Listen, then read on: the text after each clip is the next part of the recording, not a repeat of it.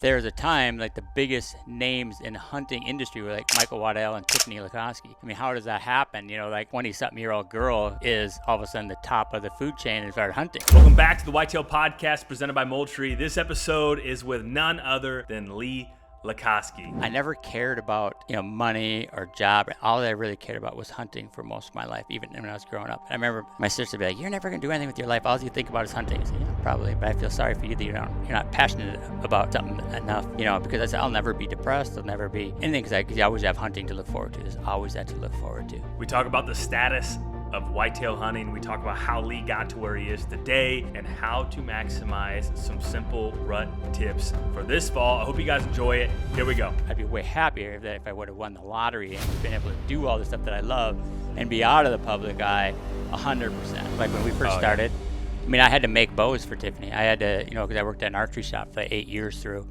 high school and college and stuff. And so I would have to, they didn't make anything that would be like remotely to a 24-inch draw or 50 pounds, so I'd have to short string stuff, and you have 70-pound limbs. I find the right limbs to get it to be like 50 pounds when you short string it and stuff. And that's really like when we first started doing the show, everybody thought that she was like a little chubby girl because she's only like 5'2", and so you'd have to have like men's smalls or men's medium. I was always baggy on her. She were walking, she's like a walking box, because it's just like, you couldn't find, there was no shoes, no women's anything. And I would have to say that I would bet that 90% of all the women's stuff that's out there now was probably started because of Tiffany. Because you think about it, how hard it is to get like into the hunting industry and how many people want to do stuff like on social media, and they all, want to be the hat signers, like I'm saying. Like Tiffany never wanted any of that, and she never pretended to be that. But there's a time like the biggest names in the hunting industry were like Michael Waddell and Tiffany Lakosky. I mean, how does that happen? Like a 20-something-year-old girl is all of a sudden the top of the food chain and started hunting. Who would have ever predicted that? Yeah. But just because of that, though, just got so many women into hunting, and young girls especially. Like at the time, there was like Brenda Valentine, some other women, but they didn't, like, young girls couldn't really relate to Brenda Valentine. Maybe like young girls don't to Tiffany now, and there might be there's somebody else coming up in the wings. But so many young girls were coming to see her because this is somebody still a girl, never trying to act like some tomboy, this great hunter. I mean, she'd be the first one to get lost and admit it. I mean, everybody just loved her.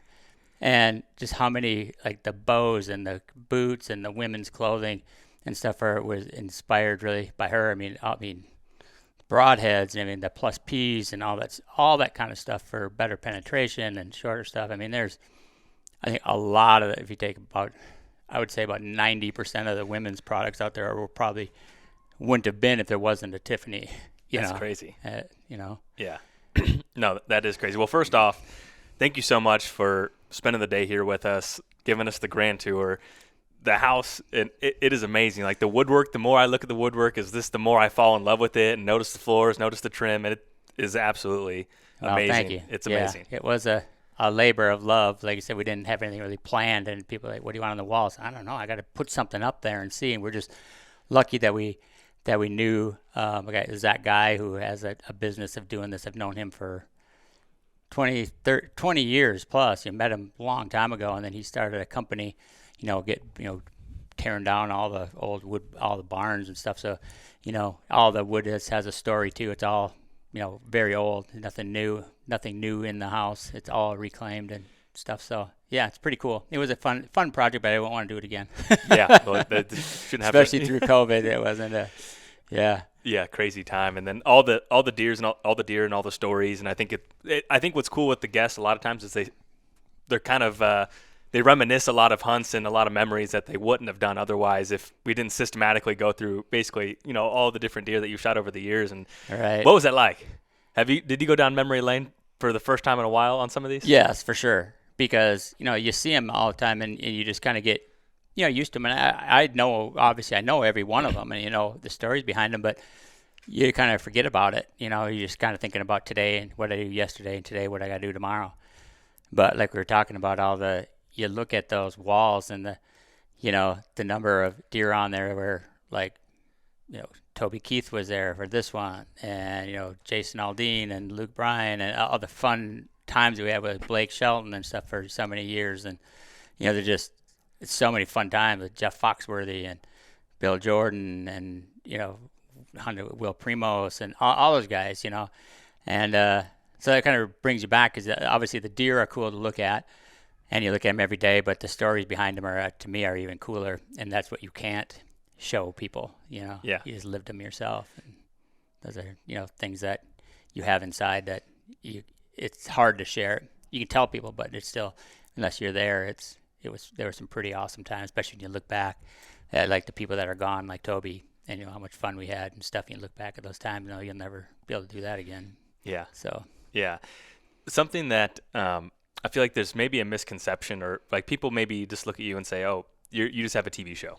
Like, you're just a guy with a TV show, and this is how you have all this. And I asked you earlier, it's like, if I ask you, what do you do for a living? Is it farming, real estate investments, a TV show?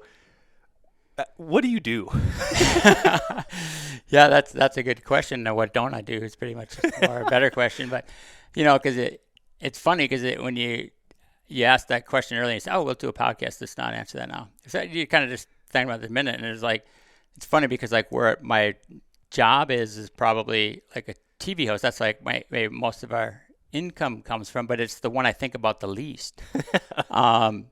Really what I think about almost every day, all the time, is being, a good dad and father, you think, and husband. And so you think about that all the time, like every day, like, okay, once you have kids, and I don't know if you have any kids yet. Not yet. But it just totally changes your life. Everybody will tell you that, and it sounds cliched and stuff, but until you really do, you're like, oh my gosh, this is totally, what everybody said, and even greater. So you think of like that almost every day. Okay, I gotta get Cameron and Reagan out. What can we do with them? But besides that, it's like every day I get up and think about deer. What can I do for deer to make this better? Or, gosh, they're dying from EHD. It just, it keeps me up at night. How do I do this? Okay, we did the EHD defense, with the ponds, and I said, is that going to make a difference? And it seems like maybe it has so far this year, because like this year was the same as last year. We had a lot of water early, and then just shut off the spigot, and we'd lost a bunch last year. So I'm just oh my gosh, is that going to happen again? And it still might, because like we talked about earlier, and when we're in the house doing the tour, is that we lose so many of them like in November and stuff. So are these deer right now they think are totally healthy? Okay, they made it through EHD. We got, we're getting to colder weather now. Like in the past, if they were alive on October 1st, they're basically going to make it for the year. That's not the case anymore. You're like, boy, are we going to lose these ones? So we're always doing stuff to, try to keep deer healthy, and try to get them through the EHD. And I think you can do that a lot. So, I think about that probably more than anything. So EHD is one of your number one concerns. 100%. With your flywheel of your life. 100%.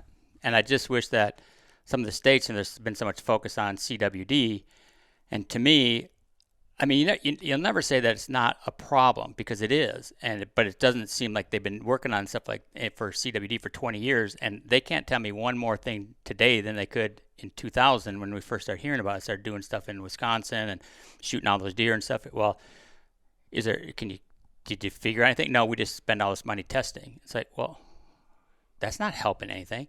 But you look like for us, like for CWD here now, like in Alberta, it seems like, I don't know if it's exactly CWD or what it is that's killing mule deer there, but you ask those people up there and they say, I don't know if it'll ever be back like where it was, because all those mule deer are dying from that. And they're calling it CWD, but whether that is for sure or not, I'm not sure if they're mixing that with blue tongue or EHD or whatever, what they're dying from, because I don't live there, so I'm not really up on that. But like for here, like CWD, okay, what do they find in a state in a year? 15, 20 of all the testing.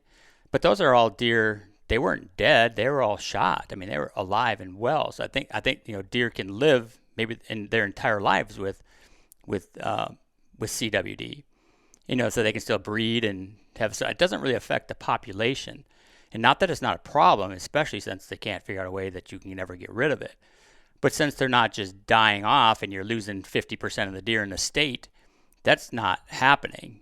You're not finding them. And maybe you find one dead from it and you just don't know it. But almost all the ones that they test they weren't dead. They were all shot. Mm-hmm. They were alive and well when they shot them. They were dying with CWD, not from it. And I think, like CWD, it'd kind of be like, some of the other things that it might, like that's why you don't really think about cancer too much, like in a deer, because they're an average age of it. Let's face it, a deer is probably 3 years old. In most states, a buck is probably not making it past 3 in most states. So they're never really going to die of cancer because they're not going to have time to develop it. And then like a person, they don't live long enough for some of these to have a longer effects on them. So I think that's kind of the way CWD is. They might have it. They may eventually would die from it if they live to be 20 years old or even 15 years old or something like that. But if all of them are dying before most of them are getting shot or hit by cars or whatever by the time they're 3 to 5. And I just don't think it has that much time to affect a great number of deer. Where like EHD comes and wipes out half the state's deer in one swipe. And that's why I'm just like, I think, why aren't we spending money instead of on CWD, on EHD, because there are cures for that. And there's vaccines for it. You can do things like that. You could do something and figure out like, okay, where is it from? If they put all their time and energy into that, it's okay, it's coming from cattle and this. Okay, well, maybe we just, instead of spending $70 million on testing for CWD, maybe we have every farmer, if you have cattle, it's free. Here's ivermectin or whatever it takes. Let's cure it in your cattle and make your cattle healthier. It's free. We're going to do this, try to get rid of it. And that's just an example. That may not even be even close to being true. Yeah. But I'm just saying there could be something that you could do for that. Or say, okay, well, you can't, like now there's things that you could do. And like we do, like Analogics makes a feed, pellets that we use, and it's been very successful with it. It's basically they took because their parent company made the vaccines for EHD. So they said, well, we can't medicate a deer. But here's naturally occurring things. Okay, we know what we put in the vaccine. Let's try to mimic that with natural occurring things, which would be like the essential oils and different things like that. So they kind of made a vaccine, mimicked after the vaccine, but it's all natural stuff that you can feed to a deer. And it's worked great. I mean, we've had so many of them that have EHD from, the cracked hooves and everything. They're making it through, into the next year. But again, it's like how much they eat. There's some that come and eat at your feeders all summer, and they get a whole bunch of it, and they're fine. But then you got new ones that come in, so you can't really control it. But if they say, okay, we're going to let you medicate them, here's a vaccine for them. Everybody in the state if you can, put out corn, and we're going to put this whatever vaccine on it, and we'll try to vaccinate most of these things so they're clear. I mean, they could do something like that. I think there's things that you could solve that problem. But I just wish that they would. But that's the things that I think about all the time. And you said you did a podcast with Skip. Skip and I spend hours on the phones.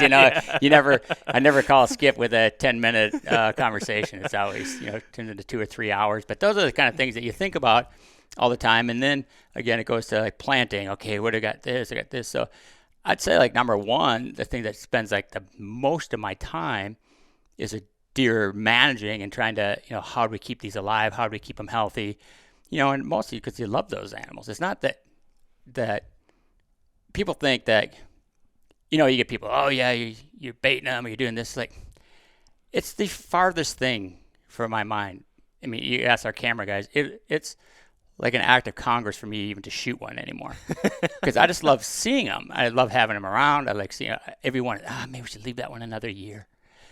Or something like that. And for somebody to think that you shoot one over bait or do something like that, it's just the farthest thing from my mind, because I don't even want to shoot one with a gun anymore because I feel like it's cheating, and I love these animals. I want it to be as challenging, as hard as it can possibly be, and cheating in any way is like nowhere even in a realm of it, because I could see a point where you hardly ever shoot one unless it's something, okay, it's 8 years old and I got this one he's 230 and it's exactly, the one deer, because I like 1 in a million that can get there. Yeah. If you didn't have a show and stuff, it would be like that a lot more, but you still have to, I still enjoy hunting and harvesting deer and stuff, but it's not high on my list as far as killing one isn't as high on my list as can I get one to, his age that I want. And all that's way more on my mind than killing them, really. Yeah. And so, I think that is probably like my number one job, I think, is that, and then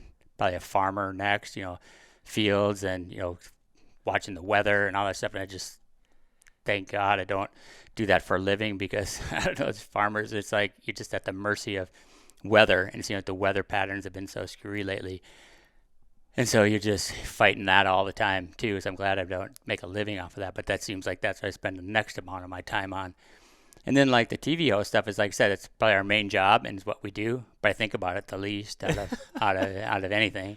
Yeah. I suppose because he's been doing it for going on a 23rd or 24th year.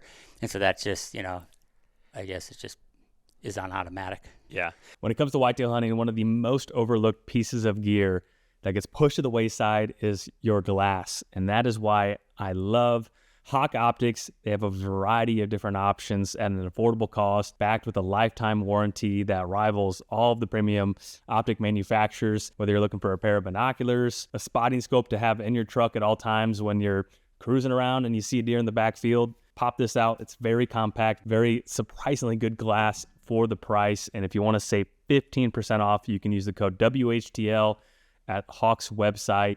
You're going to support the show, save some money, and get some good glass. One piece of gear I am extremely excited to use in a tree stand this fall is the laser rangefinding binoculars by Hawk. All-in-one system. You don't have to fumble around between your binoculars to your rangefinder. One clean swoop, pull them up, get the range, and get ready for the shot you've been waiting for all fall. Use code WHTL at checkout to save 15% off Hawk Optics and be backed for life. So, I mean, being on TV for 24 years, having the success that you guys have had, what's the craziest rumor you've ever heard about yourself? That's just like, are you kidding me? Well, for part of it, like rumors, I probably don't hear because I don't look at social media. And so, obviously we have a big social media presence, and I send like the photos and stuff but we have social media people and stuff, but I don't even have the apps on it. People will send me stuff from like Facebook. Hey, look at this. I don't know how to open it. I can't open it. I don't have an account. So we do for our show, but that's like not like a private one, not like my personal one. So I can't even open that stuff. So I bet you if I could read all those stuff, if I read comments or something, I'd probably really have some crazy ones for you. But I mean, obviously what you get all the time is high fence stuff, and you're just like, come on now. I mean, there's so many thousands of people that know where our farms are and that lease stuff and hunt on your fence lines, and thousands of people know where we live and stuff, which is kind of crazy that there isn't a whole bunch of people saying you're nuts. Obviously, we live next to them. We know that there's never been a high fence anywhere in the county. You can't even, you couldn't have one here, and do what we do. But it's like to me that's ridiculous. I mean, that's just. But I think that people probably know that. Obviously, you've been doing it for 20 years. They know that if it really was, but that's just probably people trolling you.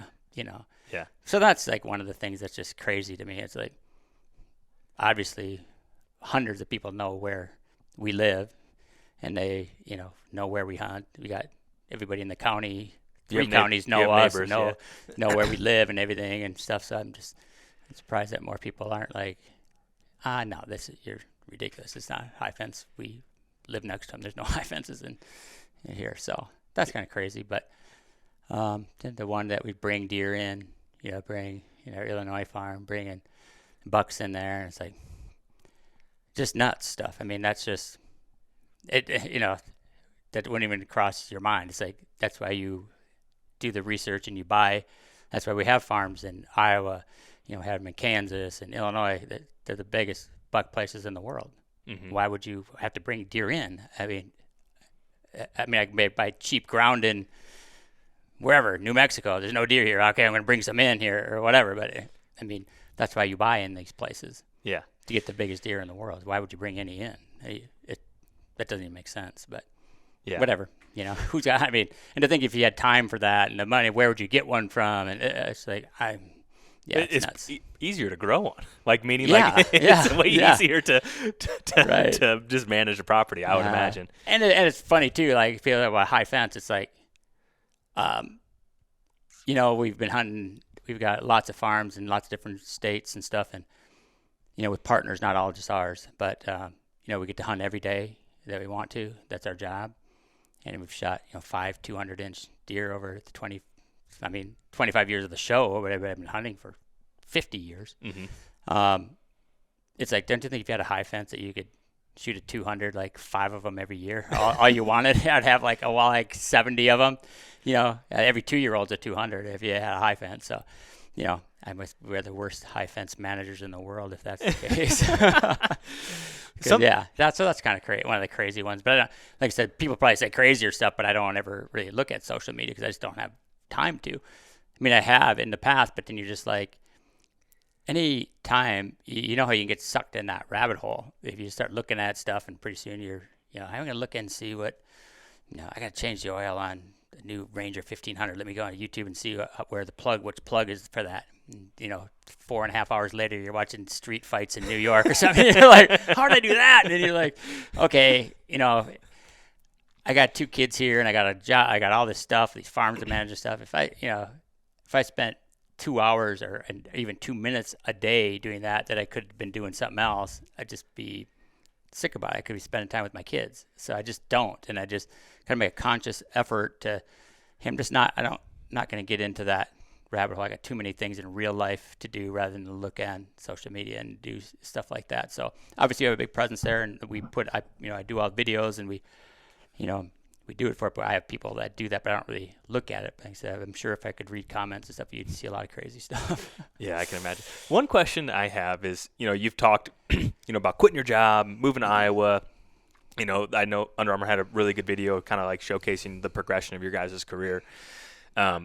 But I have a question about that transitional period, because you had to have a lucky break, or you deep down had to have maybe you didn't have a backup plan, or was there a point where like, I just need to go get a job? Like, I'm down here in Southeast Iowa. I think I heard so-and-so is hiring. Maybe what was that period of time like? Because there's a gap where obviously you guys, I felt like likely hockey sticked up once you guys got going, and maybe that's not accurate, but it is. Okay. So what was that period where you make the move, you're broke, you have no money, you're following your dream that has blossomed into what it is today, but there had to be some dark periods of time where you were questioning if you were on the right track. No. Answer to that. But yeah, it is crazy though. But like I never cared about money or job. All I really cared about was hunting for most of my life, even when I was growing up. And I still remember so distinctly my sisters. I have 5 sisters and a brother. My sister would be like, "You're never going to do anything with your life. All you think about is hunting." I said, "Yeah, probably, but I feel sorry for you that you're not passionate about something enough, because I said, I'll never be depressed. I'll never be, anything, because you always have hunting to look forward to. There's always that to look forward to. And I just feel so blessed that I am infatuated with it, because there's lots of people that aren't infatuated with anything. And say, what do you do with your life? And your life would be kind of like mundane if you didn't have something you're just looking forward to so much every year of my life. So I feel super fortunate to be, just to have a passion for something like that. And so even like when I quit and we moved down here, it was basically because of hunting. I mean, if it was just, hey, it was a great job, making great money. I mean, I went to college for so many years to do chemical engineering and do that stuff. But none of that made any difference. It just was I wanted to hunt, and that's not what I wanted to do in my life. This is what I wanted to do. Yeah. But never thought that was a reality. You knew you had to work. So when we moved down here, I quit and we moved. Of course, my backup plan was kind of like, okay, I've got like still 5 years experience as a process engineer and stuff. So I had a cousin of mine was a chemical engineer too, and he worked for Monsanto in Muscatine, and he was like pretty high up in Monsanto. And so I always thought, well, I can just call my cousin and just get into Monsanto, or like, we wouldn't be able to live in Salem, but at least I could be hunting after work or on vacation every weekend. You could be living here and hunting every day. And then there's Cargill over by Albia and stuff. It's like, but at the time I was still like writing articles and stuff for North American Whitetail and deer hunting, and I just loved everything about deer and hunting and everything. So I just wrote articles through college and stuff, and got to be a pretty good relationship with Gordon Whittington from North American Whitetail, and and Daniel Schmidt and those guys. And so it got to the point where if I wanted to crank them out, I could, and it got to the point where like, Gordon would just assign you stuff. When you first start, you just submit things and they'll either take them or not or whatever. And I was just into photography and everything else. So it got to the point where, if I wanted to, they would assign me as many articles as if I wanted to. I could have done, like Bill Winke, he cranked one out a day basically. And, and I know Bill and knew him well even before we had the show, way before that. 30 years ago.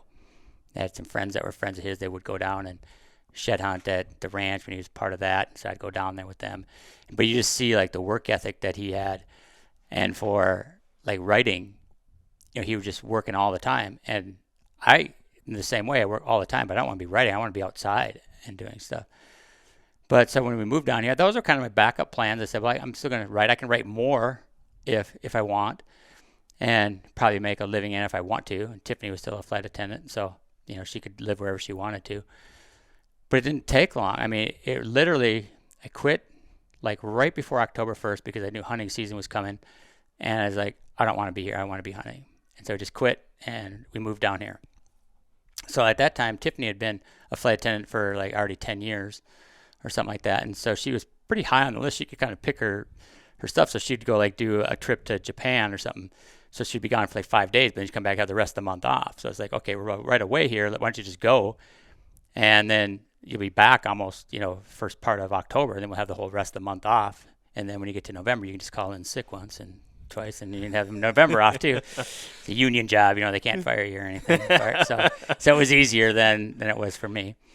But so she was gone for those first few days of October, and I didn't want to hunt without her because we didn't have, we were just starting to film some stuff for like Realtree of the Monster Bucks we told you about. We didn't have a show. I never even dreamed that would be a possibility or anything. It never was even in my mind to do that.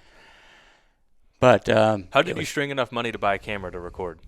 Oh, so like I said, as an engineer, I made really good money. Okay, so were you still an engineer when you bought a camera to film hunts? Yes. Okay. Yes, because we did that for 2 years prior. Even I was an engineer, but that's like I said, that's why we worked. I worked shift work, so I could work 12-hour days, and you'd work like 3 on, then 1 off, 3 on, then you have 3 off, 4 on, then you'd have 7 off, and so you always had every month I'd have a full week off, and so like through the whole summer, and Tiffany's a flight attendant, so we could just hop on a plane anywhere. So every single month when I had that week off, we'd go someplace. I said, well, let's fly into Denver, and let's drive over down into the southwest corner, like Nebraska, like where the Republican River comes in, right, that corner of that in Kansas. Let's go check that out. I've heard there's some good deer. So we were just looking for deer stuff, every time that I had time off. Mm-hmm. And then I could swap with people like, hey, you want to pick up my shift? And so like on those 3 days, we'd have like 3 days on and then 1 off, and then we switch from days to nights at 3. You could take those 3 and swap for something else. So you'd have 7 days off there in the middle of the week, and then, or during that time, then you have another 7 later. And so we always was, swapping stuff around and stuff, so I get bigger stretches of time off so we could go and look for deer places. And, Tiffany was just always up for it. Just, sure, whatever. And so that was, you married the right person when, you get married, and literally less than a month later, I'm quitting my job. I moved to Iowa. Yeah, let's do it. But the whole time, she was always just loved going out and looking for deer and stuff too. So, but anyway, she was gone on a flight to Japan, and I was just like, well, since we're filming stuff now, we just filmed together. We didn't have any camera guys or anything. And I was like, I just really want to hunt without her. And so Don and Candy Kiske were friends of ours. We had done videos with them for a couple of years, those 2 years prior, and for Realtree and stuff. So they were combining corn and stuff. I was go over there and help Don combine and stuff, just driving the trucks for him and stuff like that. And I think it was like October 5th when, and I got to know, back up a little bit, because like through all of high school and college, I worked at an archery shop in Minnesota. And through that, we were able to go to the ATA show. And when we got to the ATA show, as we met like Don and Candy and Jay Gregory and the Drurys and Michael, and we're all kind of the same age, and so we all hung out and we just had such a great time at those things. So I started, I knew there was still a lot of people in the industry, and through writing, I did a lot of articles for, all kinds of different stuff. But and working at the archery shop, I had a choice of bows to choose. I had anything I wanted to, I'd shoot everything and knew every single product that was out there, and then you'd know the reps that came in. And at that time, like there's I mean, a lot of those reps are people you see at the ATA show and stuff. So you'd be talking to all those people. And, and that's why I would just, give photos out to them, and people would see the photos that we use, like in magazine articles and stuff. So we'd go talk to them and stuff, and never ask for anything from anybody. It was just, I was just doing it because I loved it. Mm-hmm. But I had, made plenty of money as an engineer. I had a good job, and that's what I was telling you. I just always knew. I said, hey, I need to buy something. And so if I'm going to do that, I got to buckle down, get whatever degree I can. At first I thought about going like to medical school, and I was like, no, you kind of got to be married to that job, and I'm already married to another job, so I can't do that. So I was like, okay, as an engineer, that'd be the next thing. A chemical engineer, we could, make enough money, I think, to hopefully buy some land and stuff like that. So money wasn't a big issue, but when I quit, I knew, okay, I don't have any more coming in, mm-hmm. So it doesn't take a couple weeks away from bankruptcy, so you can see, okay, I have to be pretty, we have to be pretty frugal here on how we're doing this. But it was like October 5th, and Aubrey Gale from ScentLock, because that was something that we used, and mm-hmm. So I had in all the pictures and stuff, and so they have actually used the pictures that we had sent them, like on hang tags on their clothing and stuff like that. He said, hey, we're thinking about doing a TV show. Would you guys be interested in hosting it? And I was like, well, I don't think I'd be necessarily a great host. I'm not that personable about it. The only thing I like to talk about is deer. and I was like, okay, I mean, the timing is right. I said, I just quit. I don't have another job lined up. And I was like, well, so I thought about it. I said, let me call you back. And I talked to Tiffany. I was like, okay, as long as, I said, since we're already doing videos and stuff with Realtree, and that was fine with me. I mean, like I said, I could have died and been totally happy. I said, oh my gosh, I was on the back cover of Monster Bucks 10. I mean, because like Monster Bucks was the hugest thing, in those days, when they had the videos coming out and stuff, and just to be part of that was enough. They didn't have to pay me. They didn't pay me anything. I was just happy to be part of it, And so I was like, if you guys let me do what I want to do and not have an infomercial for ScentLock, then we'll do it. So yeah, you can do whatever you want. Because I thought there was like no bigger fan of hunting videos and hunting than me. But I know what I wanted to see. I didn't want to see a 5-minute cooking segment and stuff like the old timer shows. I had a lot of that stuff, how to clean an 870 or whatever. So I wanted to do it, something the way that I want to do it. And they said, okay. And so there we were. I was unemployed for 5 days. And we started again. So that's what kind of goes back. There's some struggles, but I still say it to even to this day. It's like, I don't know, like for Tiffany, we're a very Christian family, and we try to just be good to everybody, even when people, you hear, like you said, once you get to the TV show part and the level that we got to, there's always people talking about you, trying to tear you down, whatever. And I don't care. I'm just nice to everybody. Somebody can say whatever they want about me, and I'd still give them the shirt off my back if I want to. And that's not something that, hey, I'm going to try to act this way. It's just, that's who we are. We just try to be good to everyone. And I just feel like, for some reason to me, I just feel like that God just lands this stuff on us because, hey, we're trying to be a good example of him and try to be good Christian people. And I just think we just, maybe it could be totally not true, but I kind of feel like that. And that it seems like so many times, like when you think this could be a bad time, a dark time in my life because I quit, and what we're going to do, I just got married, just boom, there it falls on your lap. And I mean, I could name 100 things like that.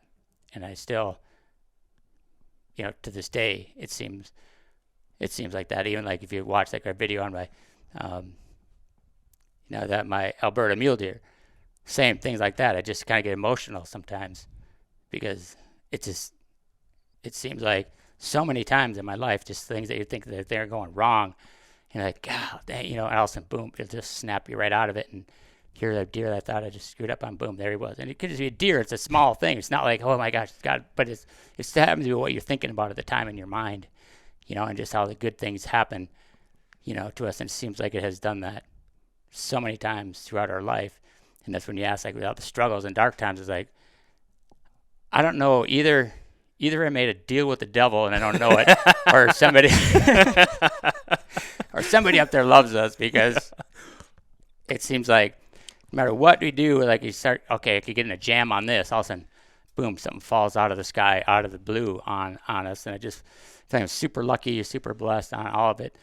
But I think it kind of goes back to we just try to be good people all the time, and I think you get rewarded for that. Yeah, it's really an incredible story, and I think everyone's like, everyone that's listening to this podcast probably said, man, it'd be pretty cool to be Lee at some point. In surface level, I'm sure there's a lot of truth to that, but I don't think anyone ever understands, and only you would really know, and Tiffany and your family and friends would know the amount of sacrifices and work to get to this point. Oh yeah, it is like so much work, but it's like I don't feel like it's work because it's stuff that I love. But there's no weekends off. There's no, we work every single day and stuff. But just being able to do stuff that you love is, it doesn't seem like work. But there are the downsides of it too. Like you said, there's always people gunning for you and trying to, and even people like high up in DNRs, and that, and I got examples of that, but I'd never say anything or try to call anybody out. Like maybe other people would go online and try to call somebody out, but I come from like a law enforcement family, and my brother was a U.S. Marshal, and my friends were police officers and stuff. I said respect, that stuff so much. So, but even when I think that people are, doing things that probably aren't right, I never try to call them out or anything. I just let it go, and just, like I said, all the time, but it's not easy being this all the time, because people are like, oh man, if I could hunt your farms, and it's just like, you might not want that, because we do try to do a really good job of managing and everything, but it's still such a target for, people will look it up, and now with like Onyx, everybody knows where we live, everybody knows where our farms are, and so they try to lease up everything around us. And they, like I said, you would laugh if you walked down our fence line, the stands like down our fence lines, like, come on, really? Just everywhere. So it's very hard for us, like especially those superstar 3-year-olds. Those ones you can hit a rattling out, they're coming. And how many of them we lose to that? Where, like, if we didn't have this job, people wouldn't know who Lee Lakosky was. Oh man, if I could have Lee Lakosky's farm, it's like, well, when it was Elsie Craig's, nobody cared, about then. It would still, how good it would be if it was Elsie Craig's and not mine. But just everything, everything we have, you're kind of a target for stuff. Like I said, I don't look at social media, but people tell me some stuff, and you're just like, what are you talking about? Yeah. But I'll give you like one example about the DNR stuff, just so people aren't like, like, what are you talking about? But like way back when we hunted in Wisconsin, it was a deer that I talked about at the water hole. And Tiffany shot one that year too, another nice deer that we're both on film. So like 2 years later, we're at our house, and we get like, this federal game warden comes to our house, and we're like, hey, can I help you with something or whatever? It's like, yeah, when you hunted in Wisconsin 2 years ago, you have a back tag on, but it's not like the right color. The color is kind of off. We think and then they looked it up in the system, and you see that Tiffany bought a tag, but you didn't buy a tag that year. And so there's I was like, why wouldn't we buy a tag? They're over the counter, And he said, well, it's not in the system. So, the guy was really nice. He was like a fan and stuff. He was awesome. He said, but, it's just our job. It's not in the system. I said, okay, well, hang on a minute. So went upstairs, went through my files, pulled out the tag, have the back tags, have everything. He said, oh, well, I guess. Okay, great. That's all we need. Thanks very much. And luckily, I keep all that stuff. But, you start looking at it, and it's like, okay, for that not to be on, like, in their system anymore, that means like somebody had to go in there, like in the That's DNR crazy. had to go and delete it and then call on it to try to get some, because who would ever think that, okay, 2 years later you'd keep all that stuff? But we keep all that stuff. And what if I didn't have it? They're going to say, no, it's not. Say, of course we bought it. What are you going to do? Maybe you could go back to your credit card records or something like that, but it was like 2 years later. But obviously somebody, for it to be deleted off of the whole system to show that you never bought a tag, and Tiffany's is in there, so it would be consecutive numbers. We were right there. Nope, it's not there. Obviously somebody is trying to, get you in trouble. And there's other things like that too. But that's just one of the That's things. crazy. There's always be people gunning for you, and you're just like, okay, how does that happen? And so there's the downside. You get some of that too, Yeah, I never knew that. That's crazy. Mm-hmm. Yeah, I mean, if I was somebody else, I probably was okay. Well, wait a minute. I'm getting my attorney. I'm getting okay. How does this happen then? How is it? Okay, who's responsible for this? And you start, going after them because, people are just trying to, just put a black eye on you in some way. And there's quite a few other things too. There's always somebody out there, trying to catch you with something or do whatever. And just like Trump, it's like, yeah, just give me the person, I'll find the crime. They'll try to find stuff for him, but just like Trump, you can't. If you didn't do it, it's gonna be pretty hard to prove anything. Yeah.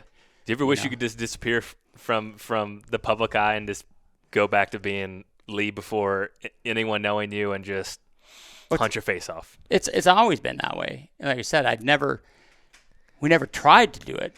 And there's so many people that, try and you love to, and it is. And it's like sometimes I got to pinch myself and say, how did I get into this job? The Whitetail Podcast is brought to you by Moultrie. One of the first cameras I ever bought was a Moultrie, and they've come a long way. Whether after your first deer ever or this is your 20th year of hunting, Moultrie has you covered. Their cellular trail cameras have no SD card, very easy to use and set up right out of the box. I love to pair the Power Mag with a Pro Series camera. The Moultrie cameras are affordable, effective, and reliable with US-based customer service, 2-year warranty, and just a great camera. So the next time you're in the store and you're trying to decide what camera to buy, I encourage you to try a Moultrie if you want to support the podcast.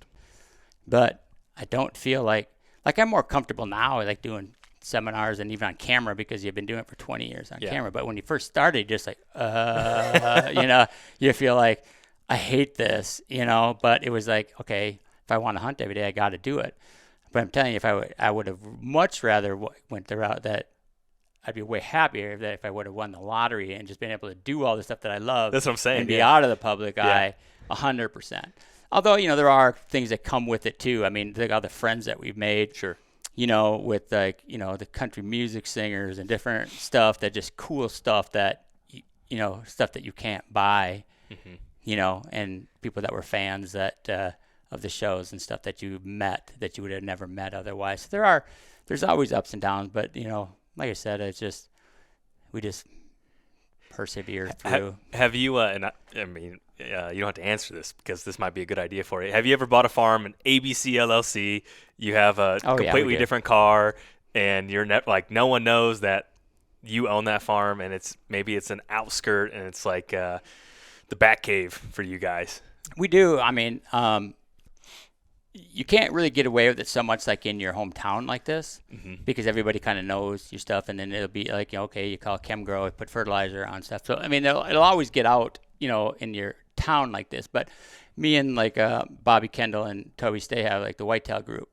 So we have an LLC that's just a name, and it sounds like just the person's name, but it's not our names. We just made up a name. And so when you look at it, it says John Smith LLC. Sure. But so that would just in that way, because we're trying to, at the Whitetail Group, we're trying to buy stuff that's not in these areas that have been made famous, because there's plenty of places in lots of states that are phenomenal. They just maybe haven't been exploited yet. But so we're trying to find stuff in the areas that are phenomenal but haven't been exploited yet. And let's try to get something really awesome going, like farm-wise there. And then if we sell it to somebody, okay, then they'll have something awesome. They don't have neighbors, people trying to lease up neighboring stuff. And so we keep those. Do you think that would potentially exploit the unexploited areas, or do you think that, does that cross your mind? Well, yeah, because obviously here and Decatur County, where Skip and, that's where Kiskey's and Drury's and we started, and us over here, has been very exploited. I mean, the prices here are $1,000 an acre more than you go one county over, but it's not any different hunting there. But so it's kind of a blessing and a curse. I mean, you kind of exploit your own places, and it makes, your property worth a lot of a lot more. And I mean, for all the other farmers next to us are happy with it because they made a lot of money for a lot of farmers over the years people trying to buy in here. But there's other areas that are just as good that, that nobody knows. People don't talk about Boone County or this county or whatever. Mm-hmm. There's places that are just as good. And I think a lot of places are that way. They just haven't been publicized by TV or anything. How much runway do you think there is for high-end whitetails? When you talk about you got to find these pockets, right? It's not, there's giant deer everywhere, right? So now you have to think like a contrarian of where no one else has figured out that there's that opportunity there.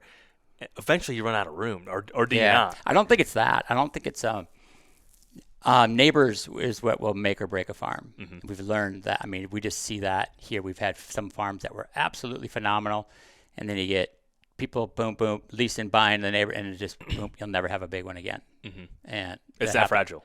It's that fragile. Yeah. And I'll tell you a good example of this, and people don't realize how fragile that is. But what you could do if you didn't have neighbors, and now EHD. But let's take like Antelope Island. It's out on in Salt Lake City. It's on the middle of Salt Lake, so it's a giant island out there, and there was like mule deer on it, but they were all getting kind of like interbred, and like way back when, like the mule deer just kind of goofy horns and stuff because they were, they were just the same gene pool in there. And then they started, like, people would find like a doe got hit by a car and there are two fawns there. What do you do with them? And so people would be bringing them I think it was like the Raptor Center or something like that had like, recovery for birds. And they're like, what do we do with these? So they'd take them, but they're like, what do we do with these? And so they finally said, well, let's just put them on Antelope Island. So now all those deer out there were starting to get new genetics in there. And so there's no hunting on that. But it's a giant island. I mean, there's farmers out there and stuff, it's big. And pretty soon they started just getting these like monster mule deer out there. And I know all this information because the guy used to be the game warden out there on that is a friend of ours. And so he would tell us these stories. He said, I'd go ride my horse out there. And he said, we'd have, I'd find like a deadhead. And he goes, I remember carrying on my horse and then dragging it on the ground. He said, we had like almost 300-inch mule deer out here. And he said it was crazy that some of the bucks that we'd see out here. And then they started, they opened that up. So there was like 2 tags a year.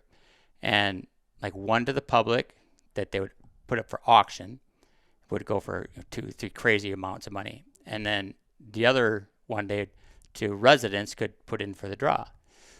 And he said, but then I knew it was going to go downhill. And I was like, Joe, really? Go downhill for shooting 2 a year? He said, oh, yeah. And he's a super smart guy. I mean, he was like the head of the DNR and stuff out there. And he said, yeah, because it takes a deer like 7 or 8 years to get to be like that 270s and 260s.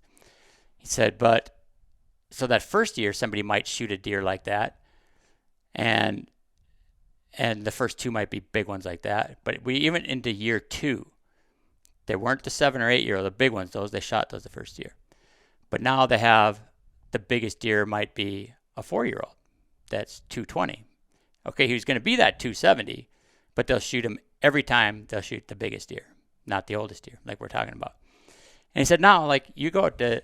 And they'll always be good. I mean, they'll be like 200. Like, people that buy those tags on Antelope Island might be like 220s or 270s. He said they'll never be 270s anymore because they're dead when they're 220s. Because nobody's gonna pass them when it's their once in a lifetime tag. They're not gonna pass it to see for somebody 4 years down the line to shoot it. After you spend a pile of money. Yeah, but you're looking at this huge island, just 2 deer on this thing, and that changed that from, having all these giant 250s and 270s. To never having one again from 2 deer. And so you look at, well, now how are you ever going to come even close to that on a 400 acres or, a 300-acre farm here and a 500-acre farm there, and especially for us because it can be neighbors on every side, and you're never going to get that.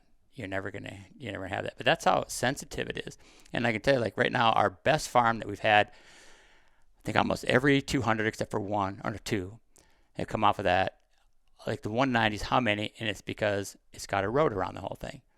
And, they still get shot across the street, and they can go wherever they want. They're They're not high fence deer. They go wherever they want. You know, how many of them cross roads, anything else. But just keeping people off your fence lines, because now you have a road, and then maybe they can't hunt. They're not going to hunt right on the road. They're going to be another. So now you got like, you know, at least a 500-yard gap in between. So for me, if they go over there, man, congratulations. I'll be the first one, even if it's the biggest deer. I'm not like that whatsoever. I'm not mad that somebody shot, if a neighbor shot a big one. Were you ever like that, though? I think maybe at the beginning more, but not like to the extent of some people. Mm-hmm. Maybe it'd be like, dang it, man, I should have done something more for that deer. But that's the extent of it. It was never like, it would never get me mad about it. And really inside, even back then, you're like, man, that's awesome for that guy. Yeah. Because that was me. It's been me plenty of times. Yeah. You know, because I'm sure they're saying the same thing about me. Lots Did of it times. again. So, yeah. So, but way more now. Like you said, we have even the people that sit on our fence line. You know, they come tell me, hey, I shot one again. I'm always happy for them. I go help them. Here, let's just go out. We'll take my Ranger and then we go get it out. I'm always happy for them. But even though, so you know, you don't even know how many of them were shot on their side of the fence, because you know when they're sitting right on the fence, which everyone is. I mean, like I said, you would laugh if you walked our fence lines. You'd go, oh my God, this is ridiculous. But why would you take out 180 degrees of your hunting? If you just backed off 100 yards, you could hunt 360 around it. If you're not going to shoot them on this side of the fence, really? So, I mean, everybody will say they're not, but I'm sure 2/3 of them that get shot that are on our side, because you're going to rattle them and they're going to come to that side of the fence. There's no way they're going to say, well, okay, you got to jump the fence or I shoot you even though you got 10 yards. You know, who's ever going to know? Yeah. Nobody's here seeing. But, you know, so it's very hard for us to get, you know, especially those 3-year-olds. So just even, you know, shooting like the 6.200s and the 90s, 190 stuff that we have is awesome. I think it's phenomenal. It's more than most people would see. It's like everybody has that problem. Mm-hmm. You know, everybody does. So knowing it's that fragile, and someone's listening to this now and they're like, yeah, I've worked really hard. I have a big farm and I have one neighbor. Tried working with them, tried, you know, collaborating, you name it. And knowing how fragile it is, and maybe you have a house, maybe you have a forever house on it, right? There's a trend now of putting up one high fence on one side of a farm. Would you ever do that? Or do you think that's like, because people make the argument that it's like, well, that's the beginning of the end of whitetail hunting. And then I see both sides of the argument pretty clearly. I wouldn't, I personally would never do that, just because then people would be like, oh, see, I told you high fence stuff. And that just bothers me. But I would do other things. Like, we had a big problem on this farm that they did that all the time. And so I just made a road down that fence line and we drove it all the time. Mm-hmm. That's the way we would go in and out. I mean, the first year, you know, people just waving at him you know, it wasn't me, like Mark Womack with one of our cameras would take my Jeep up and down. He'd wave at him in the stand and stuff. But then by the next year, they moved him off. Yeah. So we never bothered him again. Mm-hmm. And it's like, that's all I really want. Now, like, see, like, I could show you those blinds that used to be sitting right on our fence, and you know they were shooting on our side. But now they're like 200 yards off. And those are neighbors I consider good neighbors, you know, because they still probably shoot as many as they did before. But I don't mind if a deer jumps the fence and goes over there. Great. I just don't want you shooting them on mine. You know, I just think if you're sitting right on somebody's fence line, and I would never do that. I would never sit on somebody's fence line. We don't have a stand even close to a fence line. We kind of try to direct everything into the middle. I just think that that's not that ethical if I'm hunting somebody else's farm. Mm-hmm. You know, I want to hunt mine. I just don't think that's ethical to do that. But I get it. You know, people that don't have farms, they get permission or something. They just think that the grass is always greener, but it's not always greener, you know. But, you know, if they're off the fence, it's going to make a difference on those 3-year-olds, I think. Yeah. But like I said, that was here, and that kind of took care of that problem. But you kind of see that, like, it changed the way we buy farms too, because you used to always kind of, I want something at the dead end road and you can't see it, like, because it was poaching back when we first moved 20 years ago. But then the high fence deer kind of put an end to that, because at those times you get like the druggies or whatever, they could poach a 170 and sell it for $1,000, you know, and so it was worth it to them to make money. I remember like the deer classics, you know, back in the 80s and 90s, man, somebody brought in a 170-inch deer. It was a big deal, you know. Mm-hmm. So and people would be offering to buy them and all that kind of stuff. But now with high fence stuff, if you want a 300-inch deer, yeah, here's $50. You know, it kind of took that out of it. So that was a good thing. That was maybe one good thing about high fence stuff is it kind of put a stop to poaching. And you can see a lot of that was for people selling them. It wasn't so much I want this big deer. It was more that they were selling them. Yeah. You know, and so we don't really have that poaching problem, you know, now. So you have the fence sitters is what kills you. And so like our best farm is it has a road around the whole thing. And you just see the difference in that farm is just heads and shoulders above every other farm we've ever had. When did it click? Oh, probably, you know, some of those first 200s when we started seeing that, why is this farm so good? Yeah. And you're like, we don't have the fence sitters. I mean, that's 100% it, because every other farm, they said you would laugh if you went down them. You know, it's funny because if I ever said something to people, oh, you think you own a deer and all that stuff, and it's like, so I don't even get into that. That's what I'm saying. Like if people shoot one and they come on ours, I never say anything to them. Congratulations, man. I always help them. Just nice to everybody, because it doesn't matter. You can never win that, because, you know, I'll never go on social media and defend us or anything like that. I don't care. You say whatever you want about me. I'm not going to say anything bad about you. I'm just not. I don't get into that. Mm-hmm. But if I ever were to do that and say and chew somebody out because, hey, you're sitting on our fence line, the first thing would be all over there. Oh, they think they own all the deer and stuff. I can sit on my property if I want to, and this and that, and you know, and you'd be the bad guy. And I don't respond to anybody. I don't even go on social media. Yeah. So they always make you out to be the bad person no matter what. So I just don't do it. I'm just congratulations to everyone. I don't say anything about it. What if that fence sitter was like, man, I never hunted much, and I was flipping through the channel, and oh crap, that's my neighbor. That seems pretty fun. I want to get as close, because then it's like, do you see I never would have crossed my mind if I didn't run across your show, but oh, for sure. And so that's kind of like the blessing and the curse about it is that, you know, it's a blessing just to be able to do it all the time, but it's a curse that, you know, you're a target for, like I said, the DNR stuff, and you know, I'm sure there's game wardens that just are the same thing. They're just people too. Someone get jealous about this, and they come after, you know. And then a game warden has never done that to us personally, but I've heard other people. Mm-hmm. I know of other people that happens to. But you know, for me, I was like, I don't care what you do, because like for us driving down that, that's the one time that we did do that, and I wouldn't even do that myself either. It was Mark Womack, we would drive down there, but I just say I'm not going to do that, because they say, oh, Lee was doing this, and I'm just like, well, even though it's on our farm, but you know, like for me, I'm just like, it shouldn't matter if I drive down my fence line.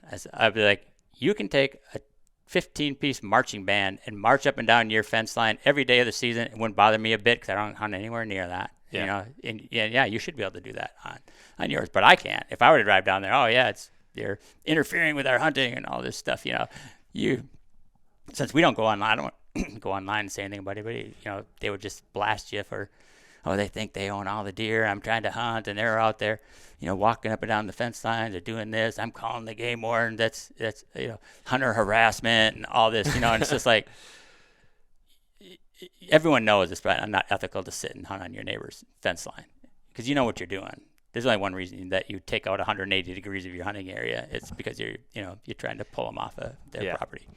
If knowing, like, looking back now, and the prices of land in Iowa when you guys moved down here, and how much seemingly less competition there was for the whitetail resource, if you had to start over in 2025 with current land prices, current competition, do you think you could rebuild what you did today, or do you think it was somewhat serendipitous, right place, right time, the right time in history? I think a lot of it, I mean, even our success was timing-wise. You know, it was right. We started the show basically right when that whitetail craze hit. You know, like I was telling you earlier, before that, I probably would have never have had any of this if that didn't happen, because I just, like I told you, I just loved hunting. I would have been just totally happy living in a single wide, as long as I had a good place to hunt, and I wouldn't care. But when you started seeing that, like early on, you could knock on anyone's door. Back in those days, for myself, that was my experience, was even people that hunted, you want to try shooting with a bow? Well, yeah, go ahead. I mean, I'm just a young kid, you know. They're like, oh yeah, go ahead. But then all of a sudden that whitetail craze hit, and Yeah. pretty soon it's like, my grandson wants to hunt now, or my neighbor wants to hunt now, and you can see you're losing all the land that you're knocking on doors. Like, I got to buy something. I got to have my own place. I can see the writing on the wall. So I think even starting the show at that time, and, I don't think it would have ever taken off like that any other time in history than right then. Yeah. And I think land prices were like $500. Yeah. So imagine you're a chemical engineer and you say, hey, I want to quit my job. I have just enough money to buy. How big was the first farm that you bought? It was like 300, but I bought it with 2 other guys too. Okay, so we'll call it 100. So you're a chemical engineer. I have just enough cash. I'm going to go buy 100 acres. Do you think it's a realistic path to get to where you're at today for someone that was you 20-some years ago? Yes. 25 years ago? Yes, you could still do it. I always said you could take everything away from me. I'd be right back in a couple of years. You kind of know. I think people are they're just risk adverse, where I never was and still am not. I have no problem taking risks as long as you're not stupid about it. I have faith in my own judgment on things, and I'll risk everything if I think it's going to work, and I will grab that thing by the neck and wrestle it to the ground and pin it to the ground until it works. Yeah. And I don't let it not work. Yeah. Is basically it. And so I think if you approach anything in that way, and if that's your mentality, you won't fail because you just won't let it. I mean, as long as you're not thinking of something, hey, I'm almost 60 years old now, I'm going to be an NFL player. I mean, you got to talk about something that's realistic too. Yeah. But it's really not a lot different, because I hear that all the time. Like, people are like, it's too expensive now, you can't do it. And it's like, it doesn't. Even though our first place that we bought was $500 an acre, I didn't have anything. It could have been $5 million an acre. I mean, you still just do little pieces what you can. And the way that I got my first piece, and I'm saying, just I'll do things. I say I'll make it work no matter what. I'll figure it out. So, and the first piece that we bought, I just graduated, and I said, okay, I did all this work through college and got a job and everything so I could buy property. Okay, now I want to buy property. So let's go do it. Now I'm finally making money. Let's do it. But then you go, okay, buy land. You got to have 20% down. Oh, shit. I have 20%. So what am I going to do? I don't want to wait 3-4 more years. So I was like, okay, my mom had just passed away at that time. My dad, we had like 7 kids. So we had, a big house, and he was just living there by himself. And I was still living there with him at that time. And so I was like, Dad, can I buy your house and you just give me the money back, and then I'll pay you back on it? So, I mean, my dad taking it, he could have been out of the house, if he would have thought, but it was awesome that my dad did that for me. But he was like that too. He would do anything for us. So, and I knew that he would, but because to buy a house, like in a neighborhood, we just lived like in Columbia Heights, the first suburb north of Minneapolis. To buy a house, you didn't have to have 20% down. Yeah, they had the collateral for the house.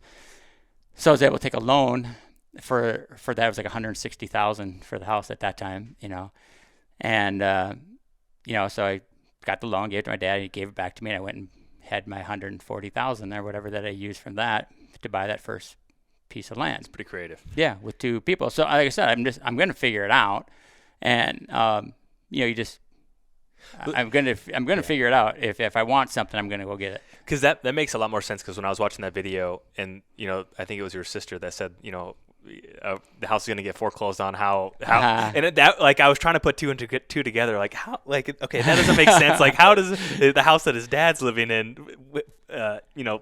relate to you? So that makes a lot more sense. Yeah, and again, I knew that, I'm not going to let my dad down. I'm not going to, get foreclosed on and kick him out of the house. I mean, I always had just a good, strong work ethic, and my dad did. My dad worked every day of his life, every weekend. He was a cement guy and bricklayer and stuff. And I always say, I think, because he had 7 kids, and I was like, he worked every single weekend to make enough money. And I said, well, maybe now having 2, and maybe now I realize he had 7 kids. He probably just wanted to be out of the house. It's probably why he wanted to do that. But he had such a great work ethic, and I think I get that from him. And like I was talking about, my dad was the kindest guy. We had so many kids in our neighborhood, And everybody asked their dads, "No, I'm tired. Can you bring us to a movie or something?" My dad, every time, he was slinging, cement all day. He'd be laying on the couch sleeping away. Go, "Dad, can you bring us to a movie?" Yeah, I don't think he ever said no to anything like in my life. So we had station wagons. That's what we had to have, with all the kids. So he'd load the station wagon with all the neighborhood kids, pay for all of us, go to the drive-in movie theater, and you'd sit there and go through the movie. We're all sitting on the roof of the car and buy popcorn for everyone. I mean, no matter what we want to do, can you bring us fishing? Can you bring us there? He never said no to him. He was like the kindest man you'd ever meet. And, so I think I get a lot of that from just I was talking about that. Somebody I didn't know, I'd give them the shirt off my back if they needed something, if I thought they really needed it. Mm-hmm. Like, yeah, why wouldn't you do that?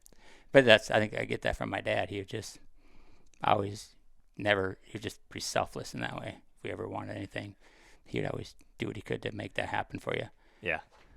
But I wasn't going to let that happen, but I would have done whatever. I'm going to get another job. I'm going to do this. I'm going to work day and night, and I'd be fine with that. All right, I'm not going to let my dad down. I got to pay for the house, But my sisters didn't see it that way.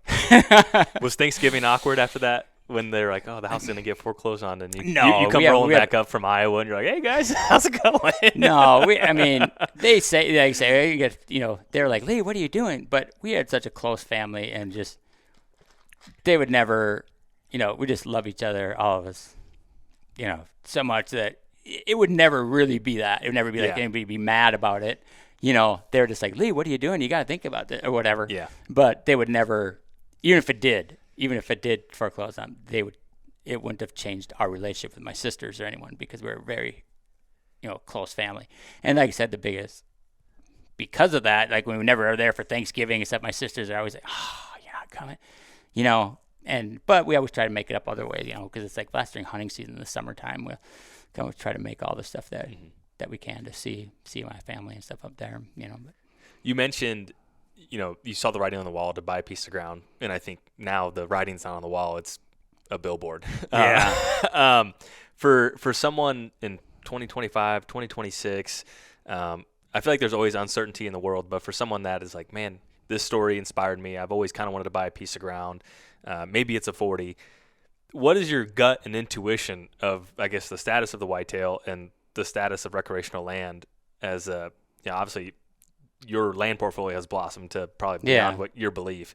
Like, knowing that and knowing what the last 25 years has done, do you still have that level of conviction for the animal, the whitetail, and the tied sport of hunting tied to that, to where it is still, you're as confident today as you were 25 years ago? Yeah, I think so. I mean, it's a good point, because I think of how many people that I know personally that have moved here because they saw our story. I mean, two of our friends, like Joel and Maria Merson, who bought my first house and stuff, they're here in Iowa because of that. And then Trent and Whitney are good friends of ours that they moved from Indiana for deer. And I know several others too that saw that story, probably the Under Armour one, and said, "No, I'm going to do that too." It's really inspiring. And moved here because of that.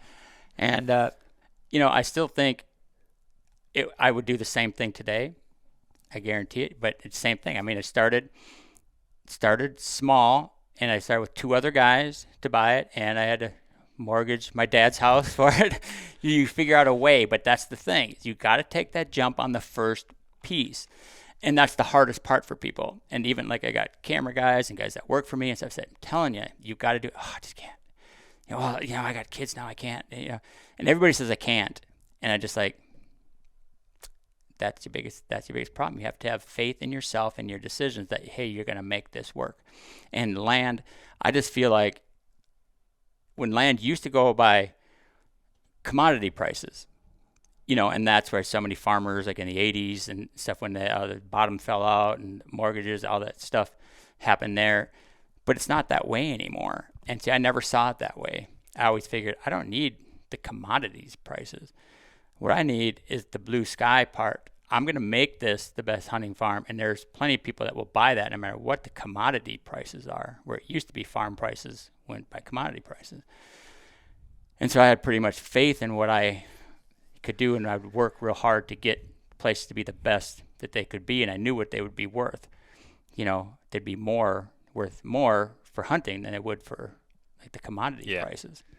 And I just felt that at the beginning because you could see that whitetail deer craze coming, and it was there.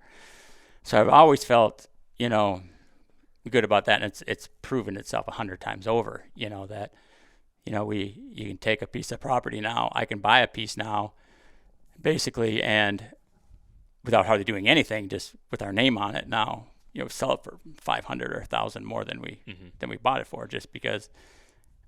Part of it is because I know now what to look for, the neighboring part like we talked about, and that's like with the whitetail group and stuff. It's not like we just go buy a piece and say it's great.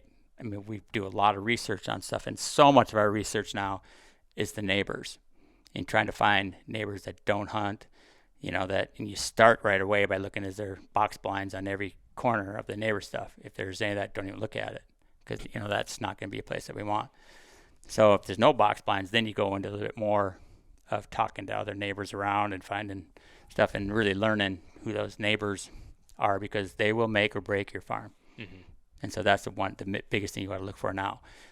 Like back then, it wasn't so much. Like I said, we started, I want something that's can't see from any road, because poaching was a problem, and it was hardly anybody hunted. It was just all farmers here, and they may hunt, but it's like, hey, they gun hunt. They go and they drive everything they have, and they shoot any deer that comes out. But it might be, they might shoot 5 deer, but it's going to be 3 does, a button buck, and maybe a good buck or something like that. It didn't make any difference to me if you go shoot a couple old bucks, a couple small ones, whatever.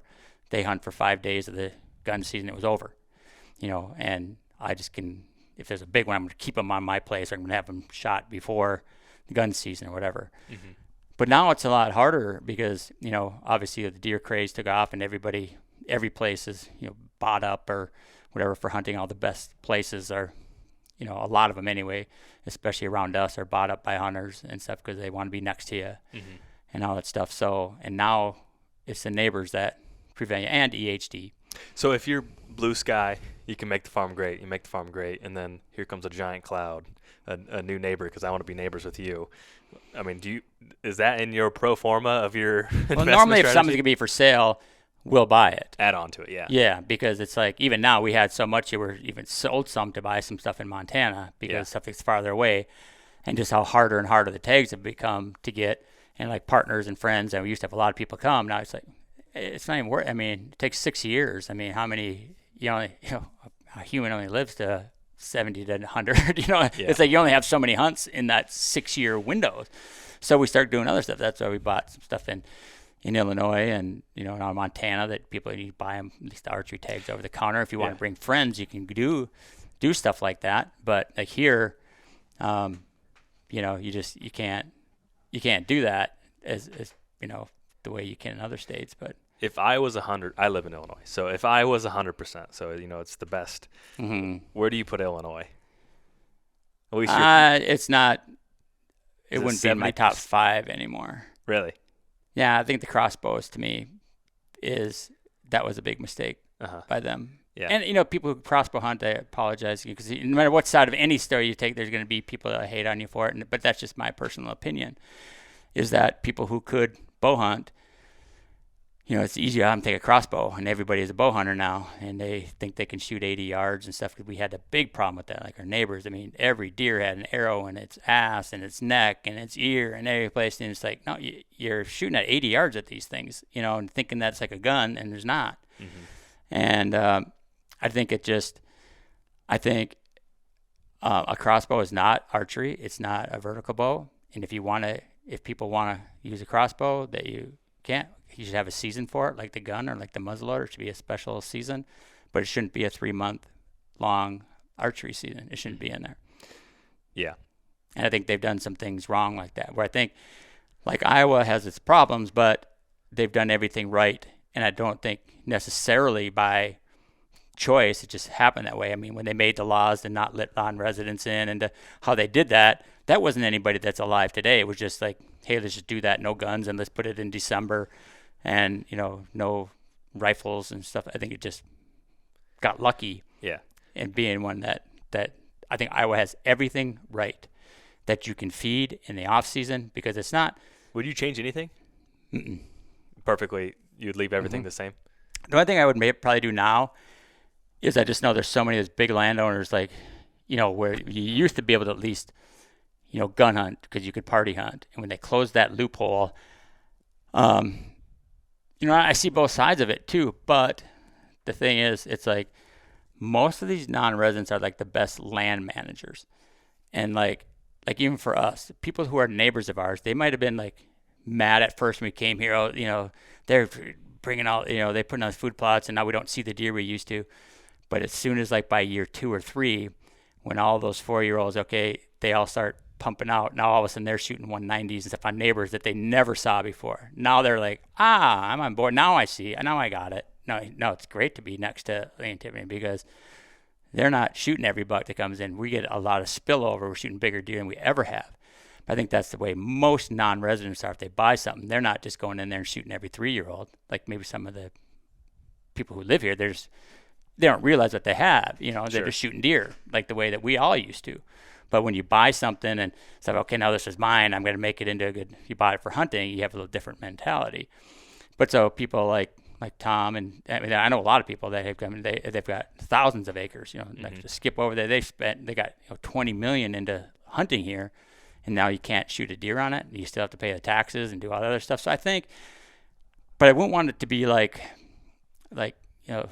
Illinois and some of the places that did it wrong. If you're a landowner, you can do it. So then it just chops it all up into a bunch of 40s, and there's people that can make it way worse. And you go like some places in Ohio, and like every 80's got 500s on it and stuff, and you're like, jeepers, man, how do you ever get one past 4 here? So you definitely don't want that. And you look at like Iowa, it doesn't have like the timber as like Illinois. It's only 8% timber in the whole state. So if you did that, a resident who lives here would have virtually zero chance of getting on anything anymore. Fair, yeah. So I think I really agree with the keeping it like the way it is, because the people who live here who don't have the opportunity to buy something, like young kids just starting, you can still knock on doors and get farmers and know people that will let you hunt. Hell, the kids around here, we'd let them hunt. Hey, we got management deer you can come and shoot, and they'll still be bigger. I mean, I'd never even hardly saw 150-inch deer, like, they were like unicorns in Minnesota. And to come and say, hey, you want to shoot at 150? I'd be thrilled to, so that's people that will let you. You would still leave $3 for a landowner in Iowa? Do you think $3 is the right amount, or do you think it should be lower? I think it's been the right amount for us because we don't abuse that. I mean, I look at it as like how many times I've shot 3 has been not even half the years I've been here. But it's the way that we use it to be able to shoot some of our management deer that you can't otherwise. So I think that's like the perfect thing, because you can shoot, okay, I got this one target deer I want to shoot, boom, got that. But now you'd be done anywhere else, but now I got 2 more tags. And some people may say, I'm going to go shoot 2 more giant deer. But for someone like myself that's been you want to manage it, there's deer we need to take out, and it allows us to be able to shoot a couple of management deer. And so you'll see, if you look over the years, like the years that we've shot 3, at least 1 or 2 of those are always like old 8-point management deer or something. And sometimes all 3 of them. Like last year, I only shot 8 points. Yeah. Do you think that the high grading of like the best 3-year-olds, the best 4-year-olds, do you think that has long-term implications of?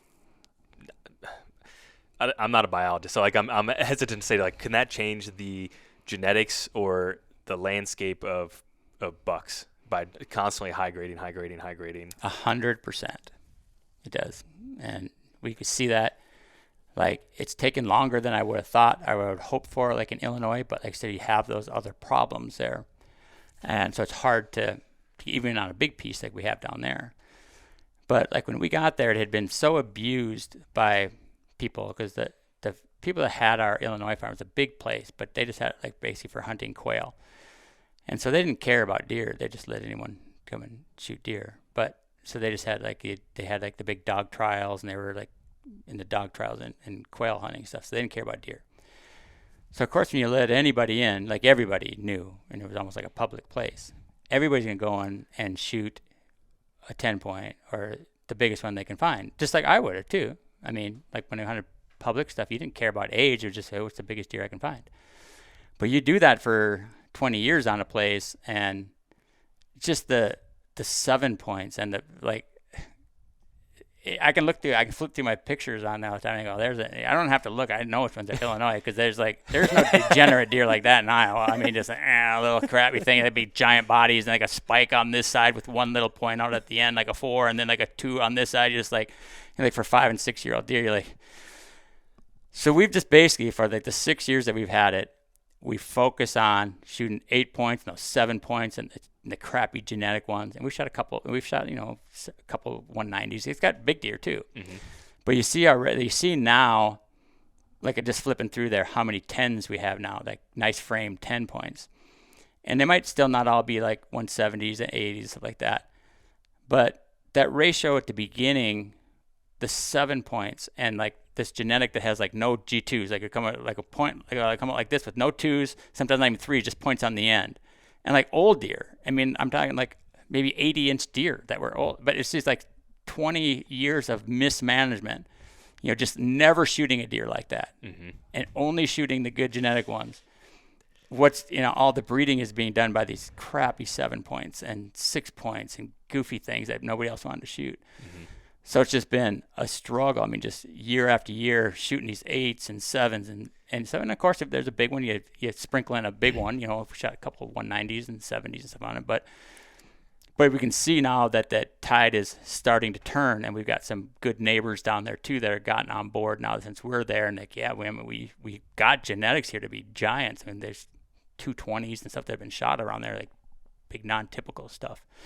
But there's also so many that crap. So now they got a couple other people that leased up big pieces around us, and so they're really on board too. And so we're kind of doing the same thing. You're starting to see better and better genetics coming out. But it's funny because like in Iowa, you never see that. Like I can look through that stuff and go, whoa, that's an Illinois deer for sure. But just the fact that there's so many people here are leaving, those big ones and try to get them to 5 and stuff. They're a lot better at that. If you shot like. It's like if you shot like a 3-year-old big one with like drop tines and stuff, everybody, all your buddies and everybody would be like, what in the heck did you shoot that for? If you go into Pennsylvania, they wouldn't care. It's like a lot of their whole mentality was it's changing now, but it was like, you got to shoot my buck. Yep, shot a buck. Didn't matter if it's a nubbin like this. They never shoot a doe. They got to say you got to shot my buck. And so, but that mentality is definitely not that here because it's, what's here. So if you shot something that's even young, people will get on you, mm-hmm. About it. So, the genetics are just so much better here because it's not only old shitty deer that make it to 6 and 7 and are like the prime breeders for years. There are good ones that breed too. Mm-hmm. And so I think you have it. Like perfect, like I said here. I think that you can feed in the off season. And I think, so there's plenty of food everywhere. I mean, we got there, look at Iowa. There's corn, there's beans, there's alfalfa. There's so much food. They don't need a feeder.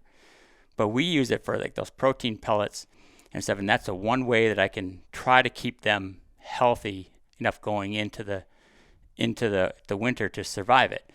And so if you could just put corn out there, I would never do that. Why? There's corn everywhere. I mean, why would I put corn in a feeder?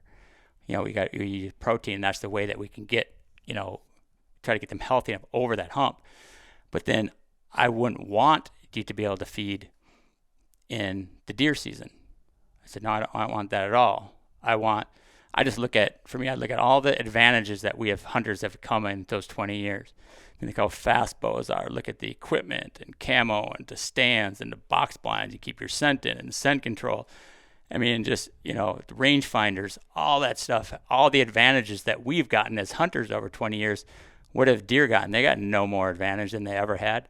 So I just feel like they need to have that as well. Like, I don't want to have any feeder where, okay, a deer's coming into this feeder and you're just going to shoot him off the feeder. We still have food plots. People talk about the same way, but we have lots of food plots, and it's like Tiffany will tell you that. She's had her buck in the field 3 times, but he hasn't come in range yet in daylight.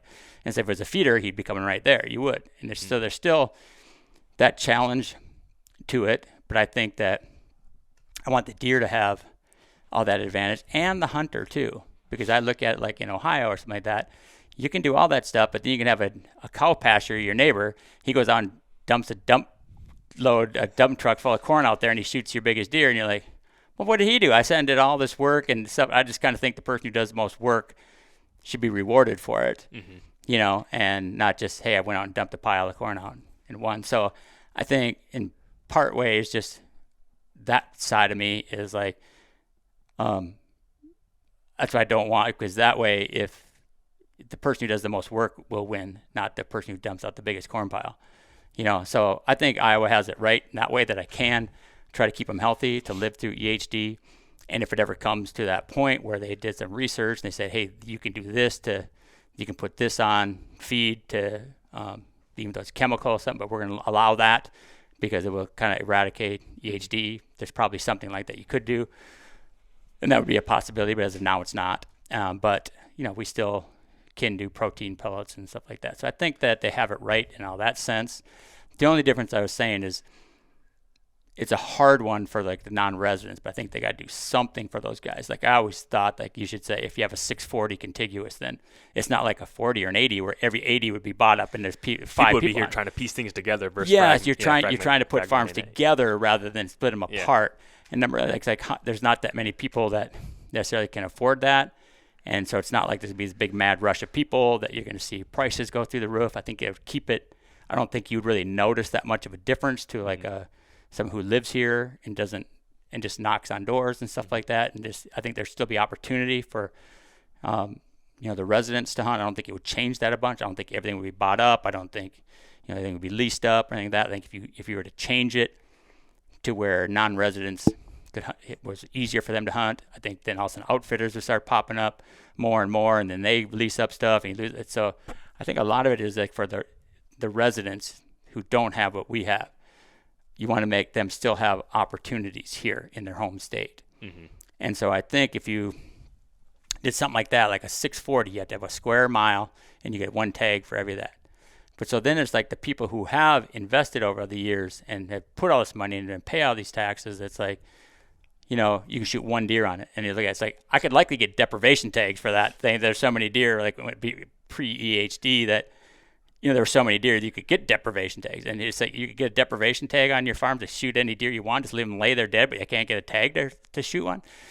So there is that, like more deer will get hit out on the road here than we'll ever shoot. Yeah. Like we live at, our house right on Highway 2. And, there's a deer a week at least is dead out there crossing the roads and stuff. So it's like, we might shoot a deer a year on this place, because you look at it, like we have maybe a dozen farms around, and we maybe shoot 8 deer a year. So we shoot like 0.8 deer per farm a year. And It's like, but on the road in front, there'll be 50 killed out there. Yeah. And so like if you're, somebody who has spent, the last 20 years investing in land here, and you pay the taxes still and everything for it, and you can't shoot a deer, now that they closed that loophole kind of where you could party hunt before. So I think they need to do something for those people, because they have invested a lot of time and money into the state. And I think that those non-resident or the landowner people are really good deer managers, more than people maybe who aren't. Like I said, if you don't have land, I'm the same way. I'm not like saying, hey, the residents here that don't have land, you're not a good land manager. I'd be the same way. You go out and you try to find the biggest deer you can shoot, and that's just normal. And so, and I don't blame anyone for that. Yeah. If it's a 3-year-old and it's your biggest one, hey, it's your biggest deer. Congratulations. I mean, I don't take that away from anybody. But those people who have been here for a long time, they're really good deer managers, and they're doing good not just for their property, but like I said, everyone's around it. It just makes the whole state better. I think that's big reason why the state is so good, is because all those people that bought up land are waiting to shoot deer at 5 and 6 and 7 years old, and they're still pumping out so many other ones. They'll only hold so many deer. And you have a couple, like even on a 400 acres, if there's 2 or 3 5-year-olds, the 4-year-olds, like, I got no chance at does here. They're going out to neighboring stuff, and they're shooting the biggest deer of their lives, next to those places. But I think like that, like I said, like a 640 or something like that would not, like as a resident, you wouldn't see any difference. You wouldn't see everything being bought up. You wouldn't see you losing all your access to hunting ground. I think it'd be better for the state that you'd see people starting to put these smaller pieces back together and getting bigger pieces. So, I think there could be something like that, but that's the only thing that I see about Iowa that I could possibly change. I would get in trouble if I didn't ask you any deer hunting questions this whole time. So we got to get into this here just real quick. I want to be respectful of your time. But, okay, I want you to jump back with what you know now.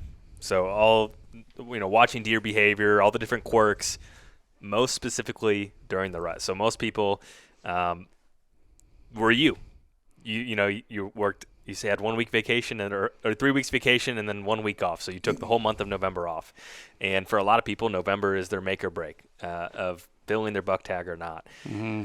What's the 80-20 rule of shooting a buck in November for the everyday guy? Maybe he has a 1 acre food plot. Maybe he has a 2 acre food plot. Maybe he hunts public. Maybe, you name it. Like, just think back to you when you were 20 years old.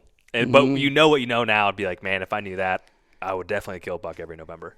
Yeah. Knowing what I know now, I would say skip November and come in October. And that's when you're going to shoot your best deer. Most specifically, because you like, I was listening to another episode before this, but like you like the first 10 days of any season. Yeah. But although I should take that back a little bit. That is if you can come, if you have the time to do some research and scouting. Mm-hmm. If you don't, you're just going to go blind at it. Then it's got to be November because that's when you're going to have the most fun. Let's face it, it's the most fun. You rattle and they're grunting and they're chasing and stuff. So that is the most fun. And if you didn't have time to do any kind of research, that would probably be your best chance of success. And right now, like people used to ask me all the time about like the moon phases and stuff like that. And I was always like, I don't know. I don't really know. I don't see any correlation really to anything because you have one day that's phenomenal and the next day can be the same type of thing and it's totally different.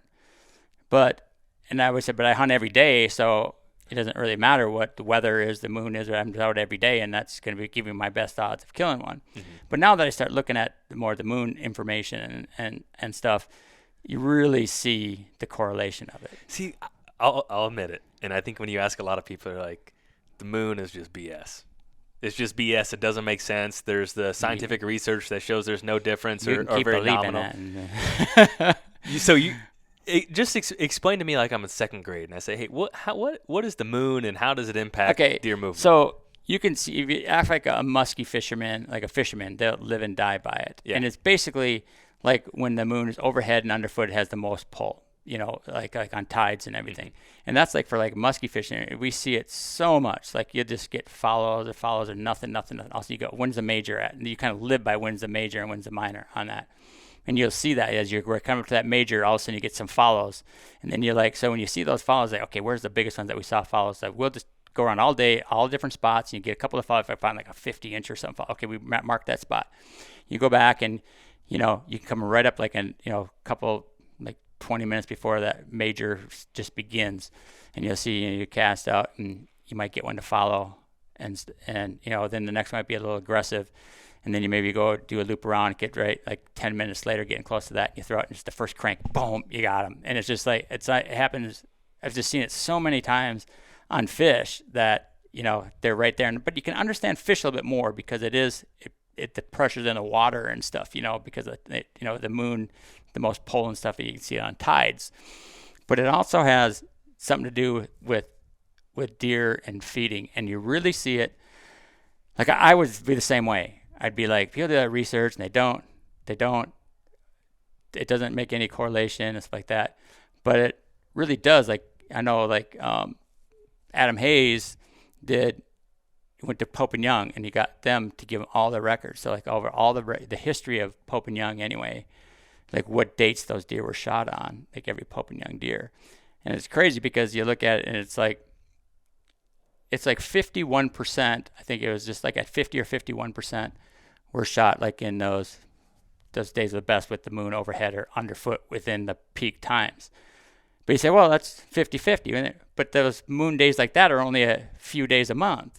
So you look at, okay, it's way fewer days that moon is perfect like that than it's not. You might have like 20 days compared to, 7 or something like that. That might be your best days that are. So to me, you say, man, if 51% are shot on those days and they're only 20% of the month's days, That's saying something. But like during the rut, you can kind of throw that out. No matter what, a hot doe will trump everything. Weather, a lot of times, cool fronts will trump all that stuff.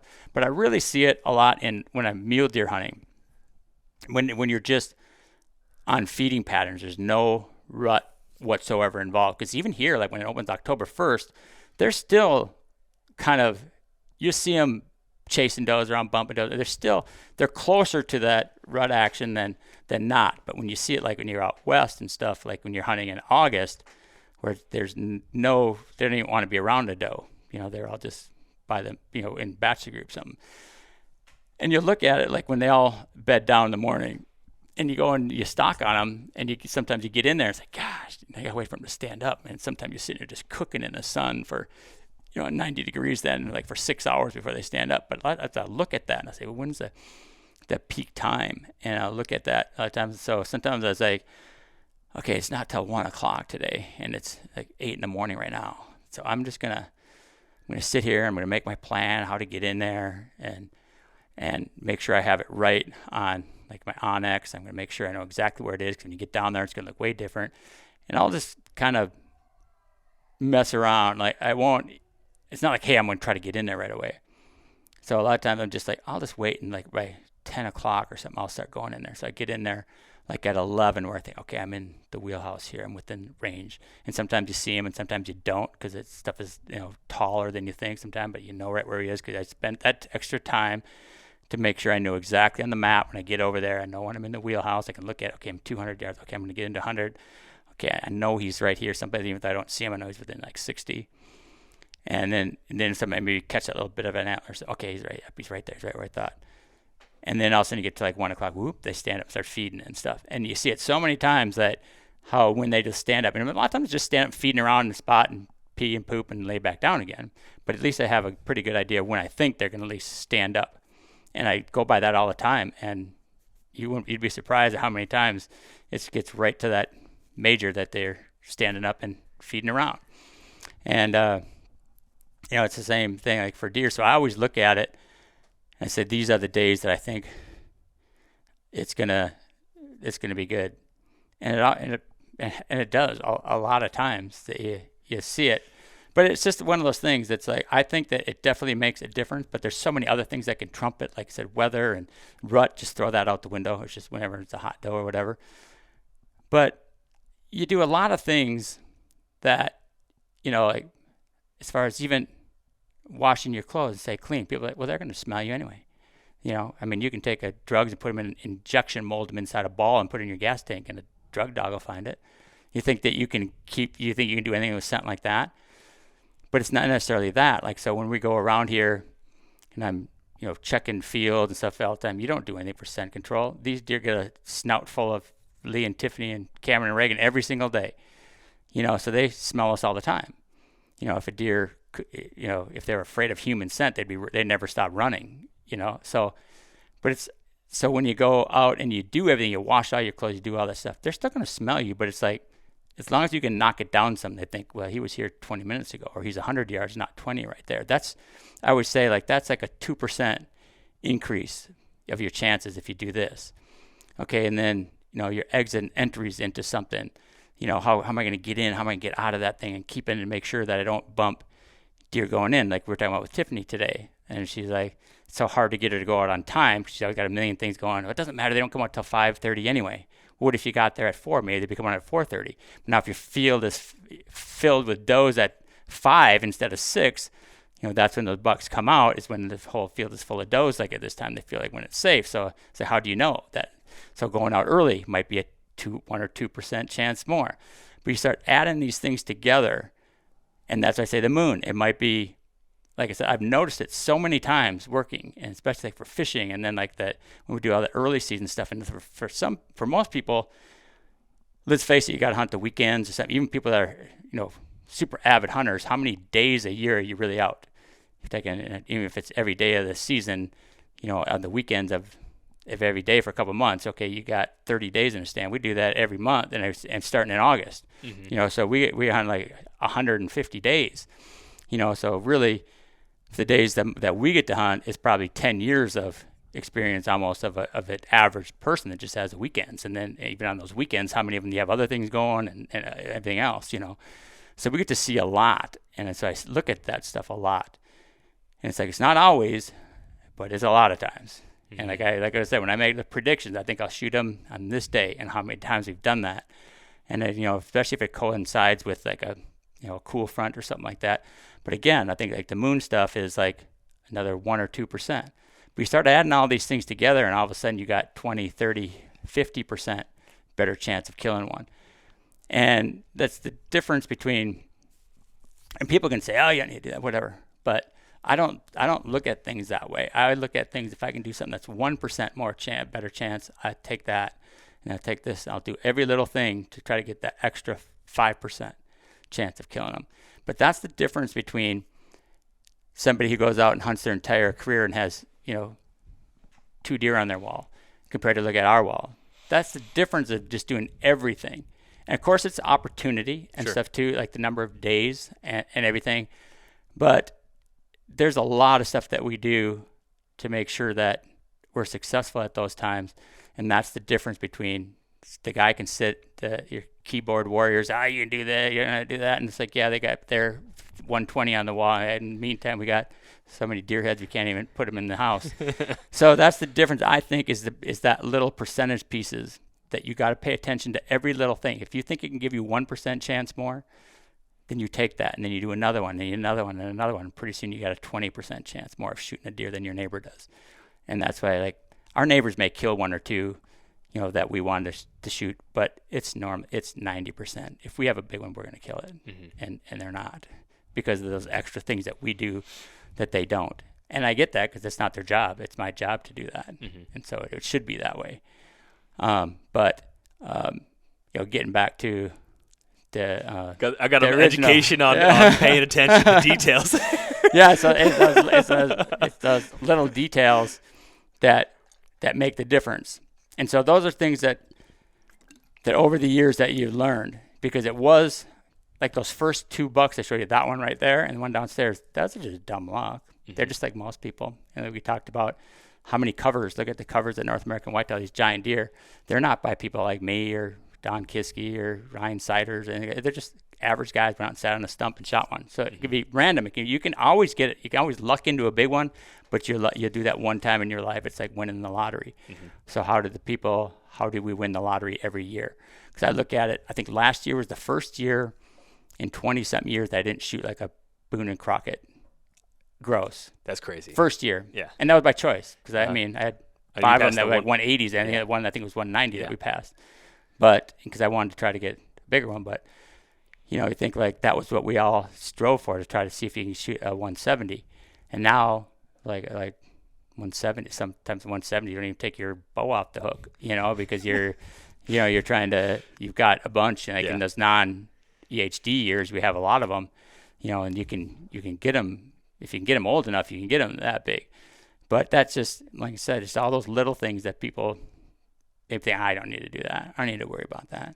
But those are the things I learned, like different between like now and then. You relied on luck then. I don't rely on luck now. I can tell you. You ask me in July, I'll probably tell you what deer I'm going to shoot. I can tell you what field, what time is it, what I can look at the moon stuff. I can look at that. Okay, this is the days I think I'm going to shoot them. And I'm about 95% That correct. is crazy.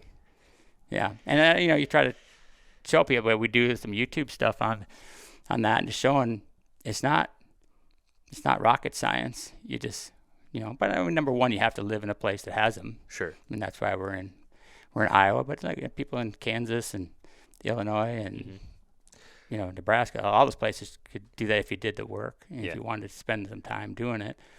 But the other thing is, October rather than November. Like I said, if you're just going out, you're going to see the most action. But if you've done your research, if you have time in the summer to find a big one, your best chance is going to be those first 10 days of October for here. And especially, it'd be really that much more if you lived in Minnesota still or whatever and opens on the 15th. Or Kansas, some of those places. Kentucky. Yeah, Kentucky, those places that you get them on that feeding pattern. They're pretty predictable, and especially if once you hit that moon or a little cold front or something, you're gonna see them in daylight during that month. And the nice thing about early season is, they're alive still. Like for me here, I don't have any, they're not going to go across the street even. They are living on a 10 acres basically. That's their life, is they're bedding in this ridge. They're walking down, feeding this one, walking back up and bedding. And they get up a number of times during the day because I've watched them plenty of times. They sit all day.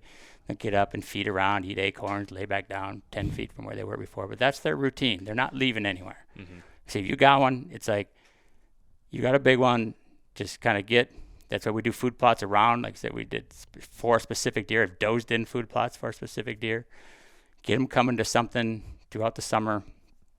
And don't, like we do beans or something like that, if they come to a bean field, you got to disc up that edge of that beans and put like winter wheat or clover in, because those are going to change in the middle of September and they're going to move off of that. So you're going to be watch this deer the whole summer. Right when you get to hunting season, he's going to disappear on you and you think, oh, they knew it was hunting season. No, all your stuff is dying. You need to plant something where that's growing. It could be clover or wheat or something like that. They're going to want to be on something that's growing in October and not dying.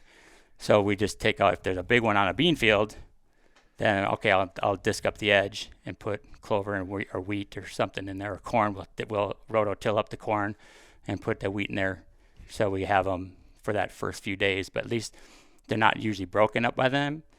In those first days, they're never broken, so you don't have to worry about broken racks and points and stuff like that. And you know that they're alive. So every day you go out, you might not see them, but in that first 2 weeks of the season, if you have the wind right, you're going to see them. They're going to come out in daylight at some point. It's going to be a weather change. It's going to be the moon. It could be those little things. They're going to come out in daylight.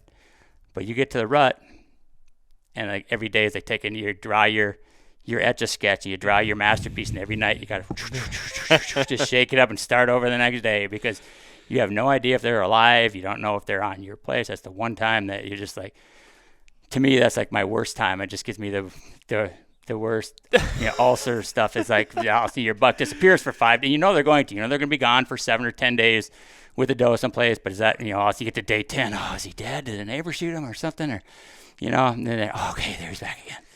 It's just so much of that. And then they come back and they're broken up and stuff too. So, I mean, if you had the time, I would never even think that I would take all my vacation at the beginning, but I'd have to have done my research and know that I got a big one and where he's coming out, and have the ability to put in a food plot. Like when there's beans, if they're coming out, you can see them coming out those bean fields all summer.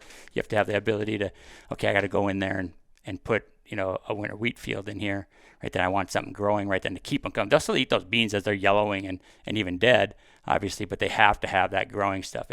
When they start turning, they'll move on to something else and not come back if you don't. So for the 99% of people that don't prepare and put as much effort into this as you, so I get that. That's a great plan. But most people aren't doing that. So you gotta get just how do I kill a buck? And maybe most people are like, yeah, I got 3 or 4 here on my farm, and I'd be happy with 3 or 4 of those deer. Mm-hmm. In November, everyone talks about being super random, but there's got to be some trends, or there's got to be something that, whether it's a favorite food source the first part of November or favorite terrain feature, really elementary, but I feel like it's a good reminder. Like I said, there's some things that seem elementary, but there's always people that are coming up that were me when I was 14 and didn't know any of this. Mm-hmm. So that is a lot of that stuff comes down to when we're shed hunting in the off season again, we know where the does bed, where the deer just in general bed, but mostly where does do. So if you don't have time to do all that stuff, they say, I'm just going someplace new. I just drew Iowa. I'm going to go hunt in public. Okay, the first thing I do if they're in the rut, I'd look for the ridges that are south-facing slopes, because that's in the whole winter, that's where the deer will bed. And even as you get to November, it'll be cold, and they'll be bedding. The does will be bedding on any south-facing slopes on those ridges. Okay, that's where the bucks will probably be cruising on that stuff. They'll probably be looking, to go if they're going to be looking for the does. So where would does normally be? And in November, it's usually getting cold. They're going to be on south-facing slopes on stuff.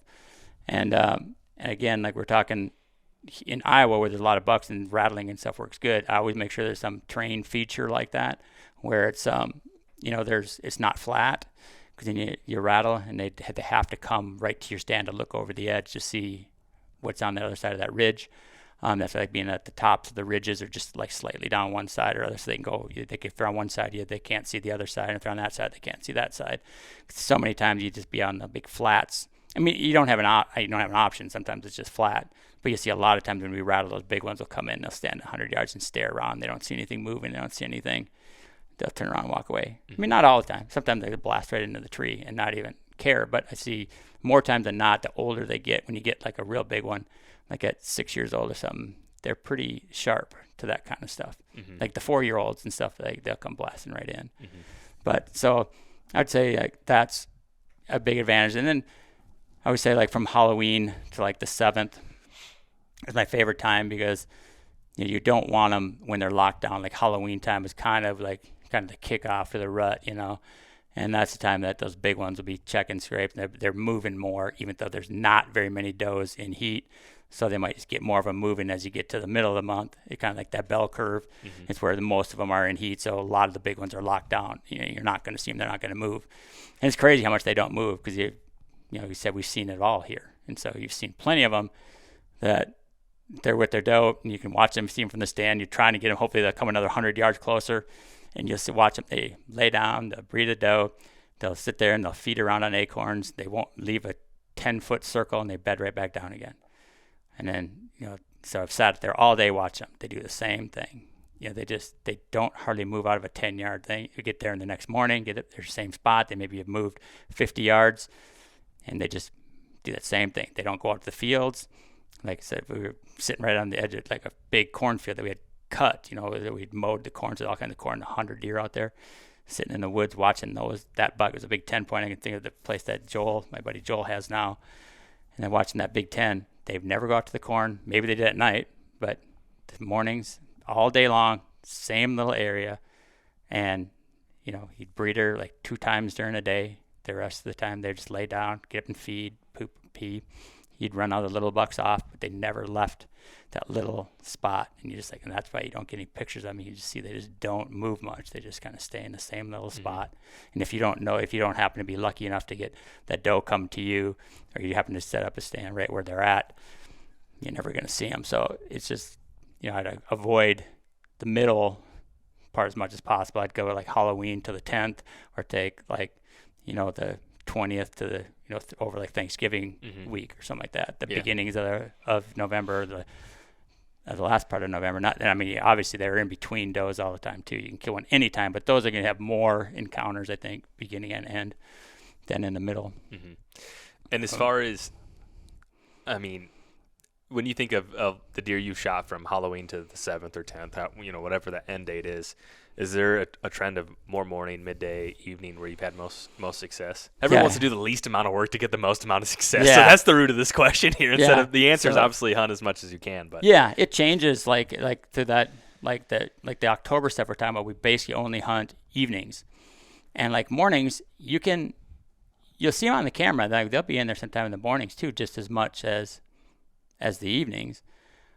But I never hunt mornings that much, because I think you just do more damage, because you're coming in and a lot of times you're bumping them out, and it's a lot of work for a little reward. Because like, just think of like, you got to get up an hour before and shower, get your stuff ready, and sneaking in there. You got like an hour to 2 hours, depending on how far away, what farm you're on and stuff, to get up there, and you have 5 minutes of hunting time. Okay, it's over. They already moved through. And if they don't move through, you don't get a shot at them. And so it's a lot of work for a little reward. And I think that you can damage it more, do more harm than good, because when you're walking in there, that's the time deer are mostly moving, is that first hour and like an hour before daylight.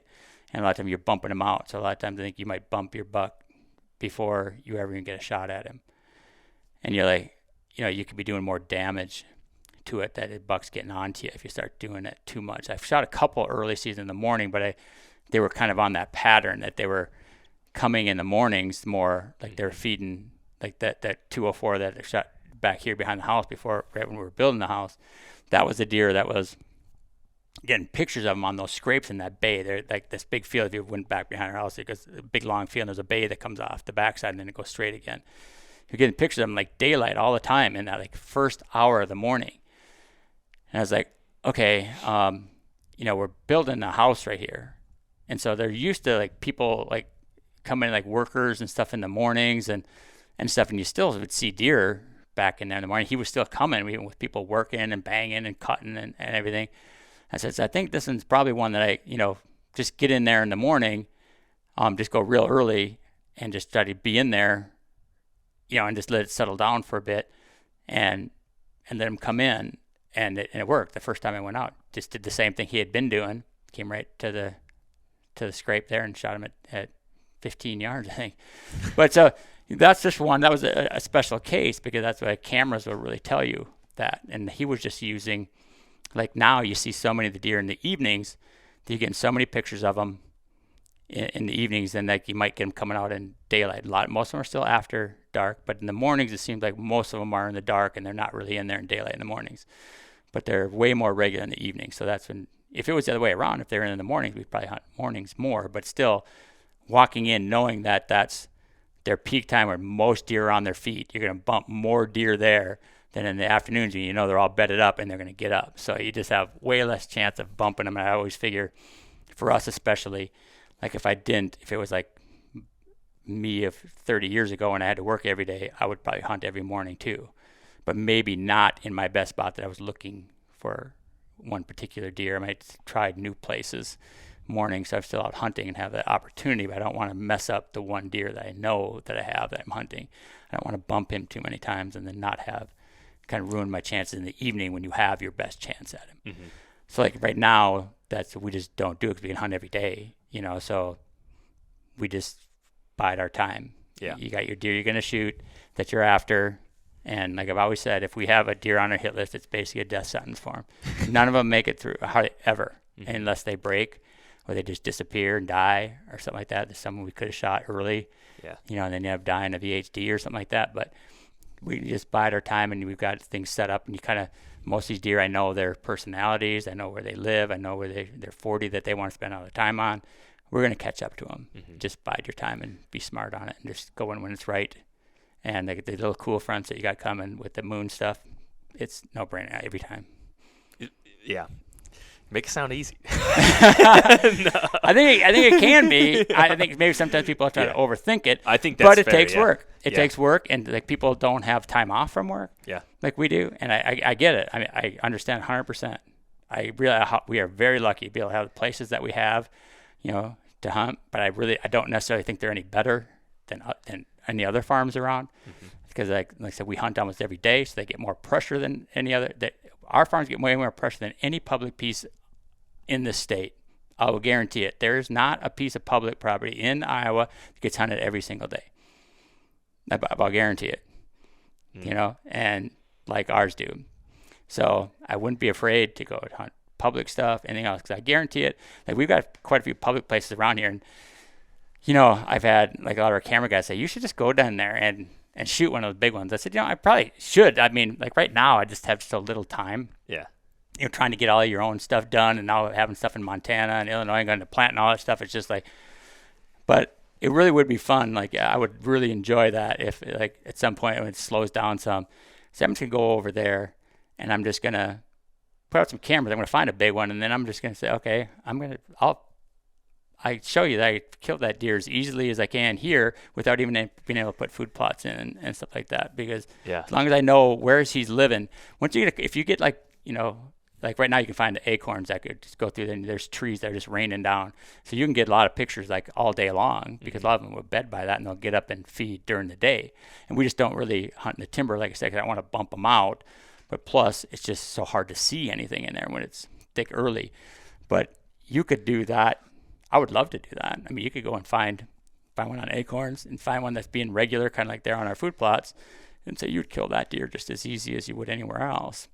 But it takes work, it takes time. Yeah. Could you do it right now? You already shot a buck earlier this year. It's October 21st. How quick do you think you could get it done? Like this year, I'm not saying you're going to do this. Yeah, no, because I got two other deer that I'm still looking for to look at too. It would just depend. I'd say if I could find one, like if I knew him, if I saw one crossing the road or something, okay, I know he's right here. I think you could probably do it inside of 2 weeks, I think. Be able to kill that deer. What if you were – okay, so that's now. What if you were 25? Do you have the same level of would you say this buck's got a death sentence? No, not at all. That was just kind of pure luck, because you didn't realize back then how small of a home core areas they have. Mm-hmm. Like take like my farm that we have that I shot most of these 200s on and stuff. That one I said has a road all the way around it. Like I would break that up into the south end, the middle, and the north end because we got like big fields in all three sections of that. And so like the ones that are on the north end, those deer, if I got 100 pictures, 98 of the pictures would be on that north end, 2 in the middle maybe. He might come down to that 100-acre piece down there once or twice in the season, almost like in the summer. And some in the rut, it could be a little bit more. The middle ones, same thing. I might get 2 pictures of the north, 2 pictures of the south, but everything right here. The south one's always there, maybe 2 pictures here, never on the north one, just right here. And you start seeing that, it's like, so now instead of having a 500-acre farm to hunt, I got like a 40-acre farm to hunt. I said, this deer's not leaving that. He's right here all the time. Okay, now what food source do I have in there? What time of year? Like, okay, if I'm going if I'm going to try to do this in the first week, the first 10 days, what crops are on all of those? Okay, so he's right here, so I've got to make sure I have wheat or clover, something really good coming up, growing in that first week, where it might be grain fields or whatever. And now it makes your task a lot easier because like I can look at like Shimmick State Forest is right down here. It's thousands and thousands of acres, but it might seem like a daunting task to somebody. But all you got to do is go get a picture of one deer in there, put a bunch of cameras out, and go check them, and find one good one. Especially like in the summer, it's like it likely is not wandering anywhere. He's probably living 40 acres on that thing. Mm-hmm. So start looking at that 40 acres and say, okay, where's like the thickest? Where do you think bedding stuff is? And that's why you put the cameras out that way too. Mm-hmm. So I bet you he's living right in here. And then you start putting more, just focusing them on that 40 acres and finding them. It wouldn't take you long to kind of figure them out. They're pretty much creatures of habit. Mm-hmm. They do the same things. I mean, you get some that are outliers, but sure. The most part, they're on a bell curve. The most of them are going to do the same thing.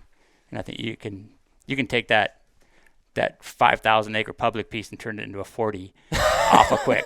I mean, saying, I don't have to worry about the rest. I need to worry about this 40. And now it's manageable. It's a manageable thing for you to do.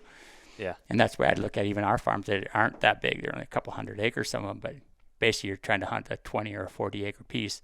When you do it early season like that, it makes it pretty easy. Yeah.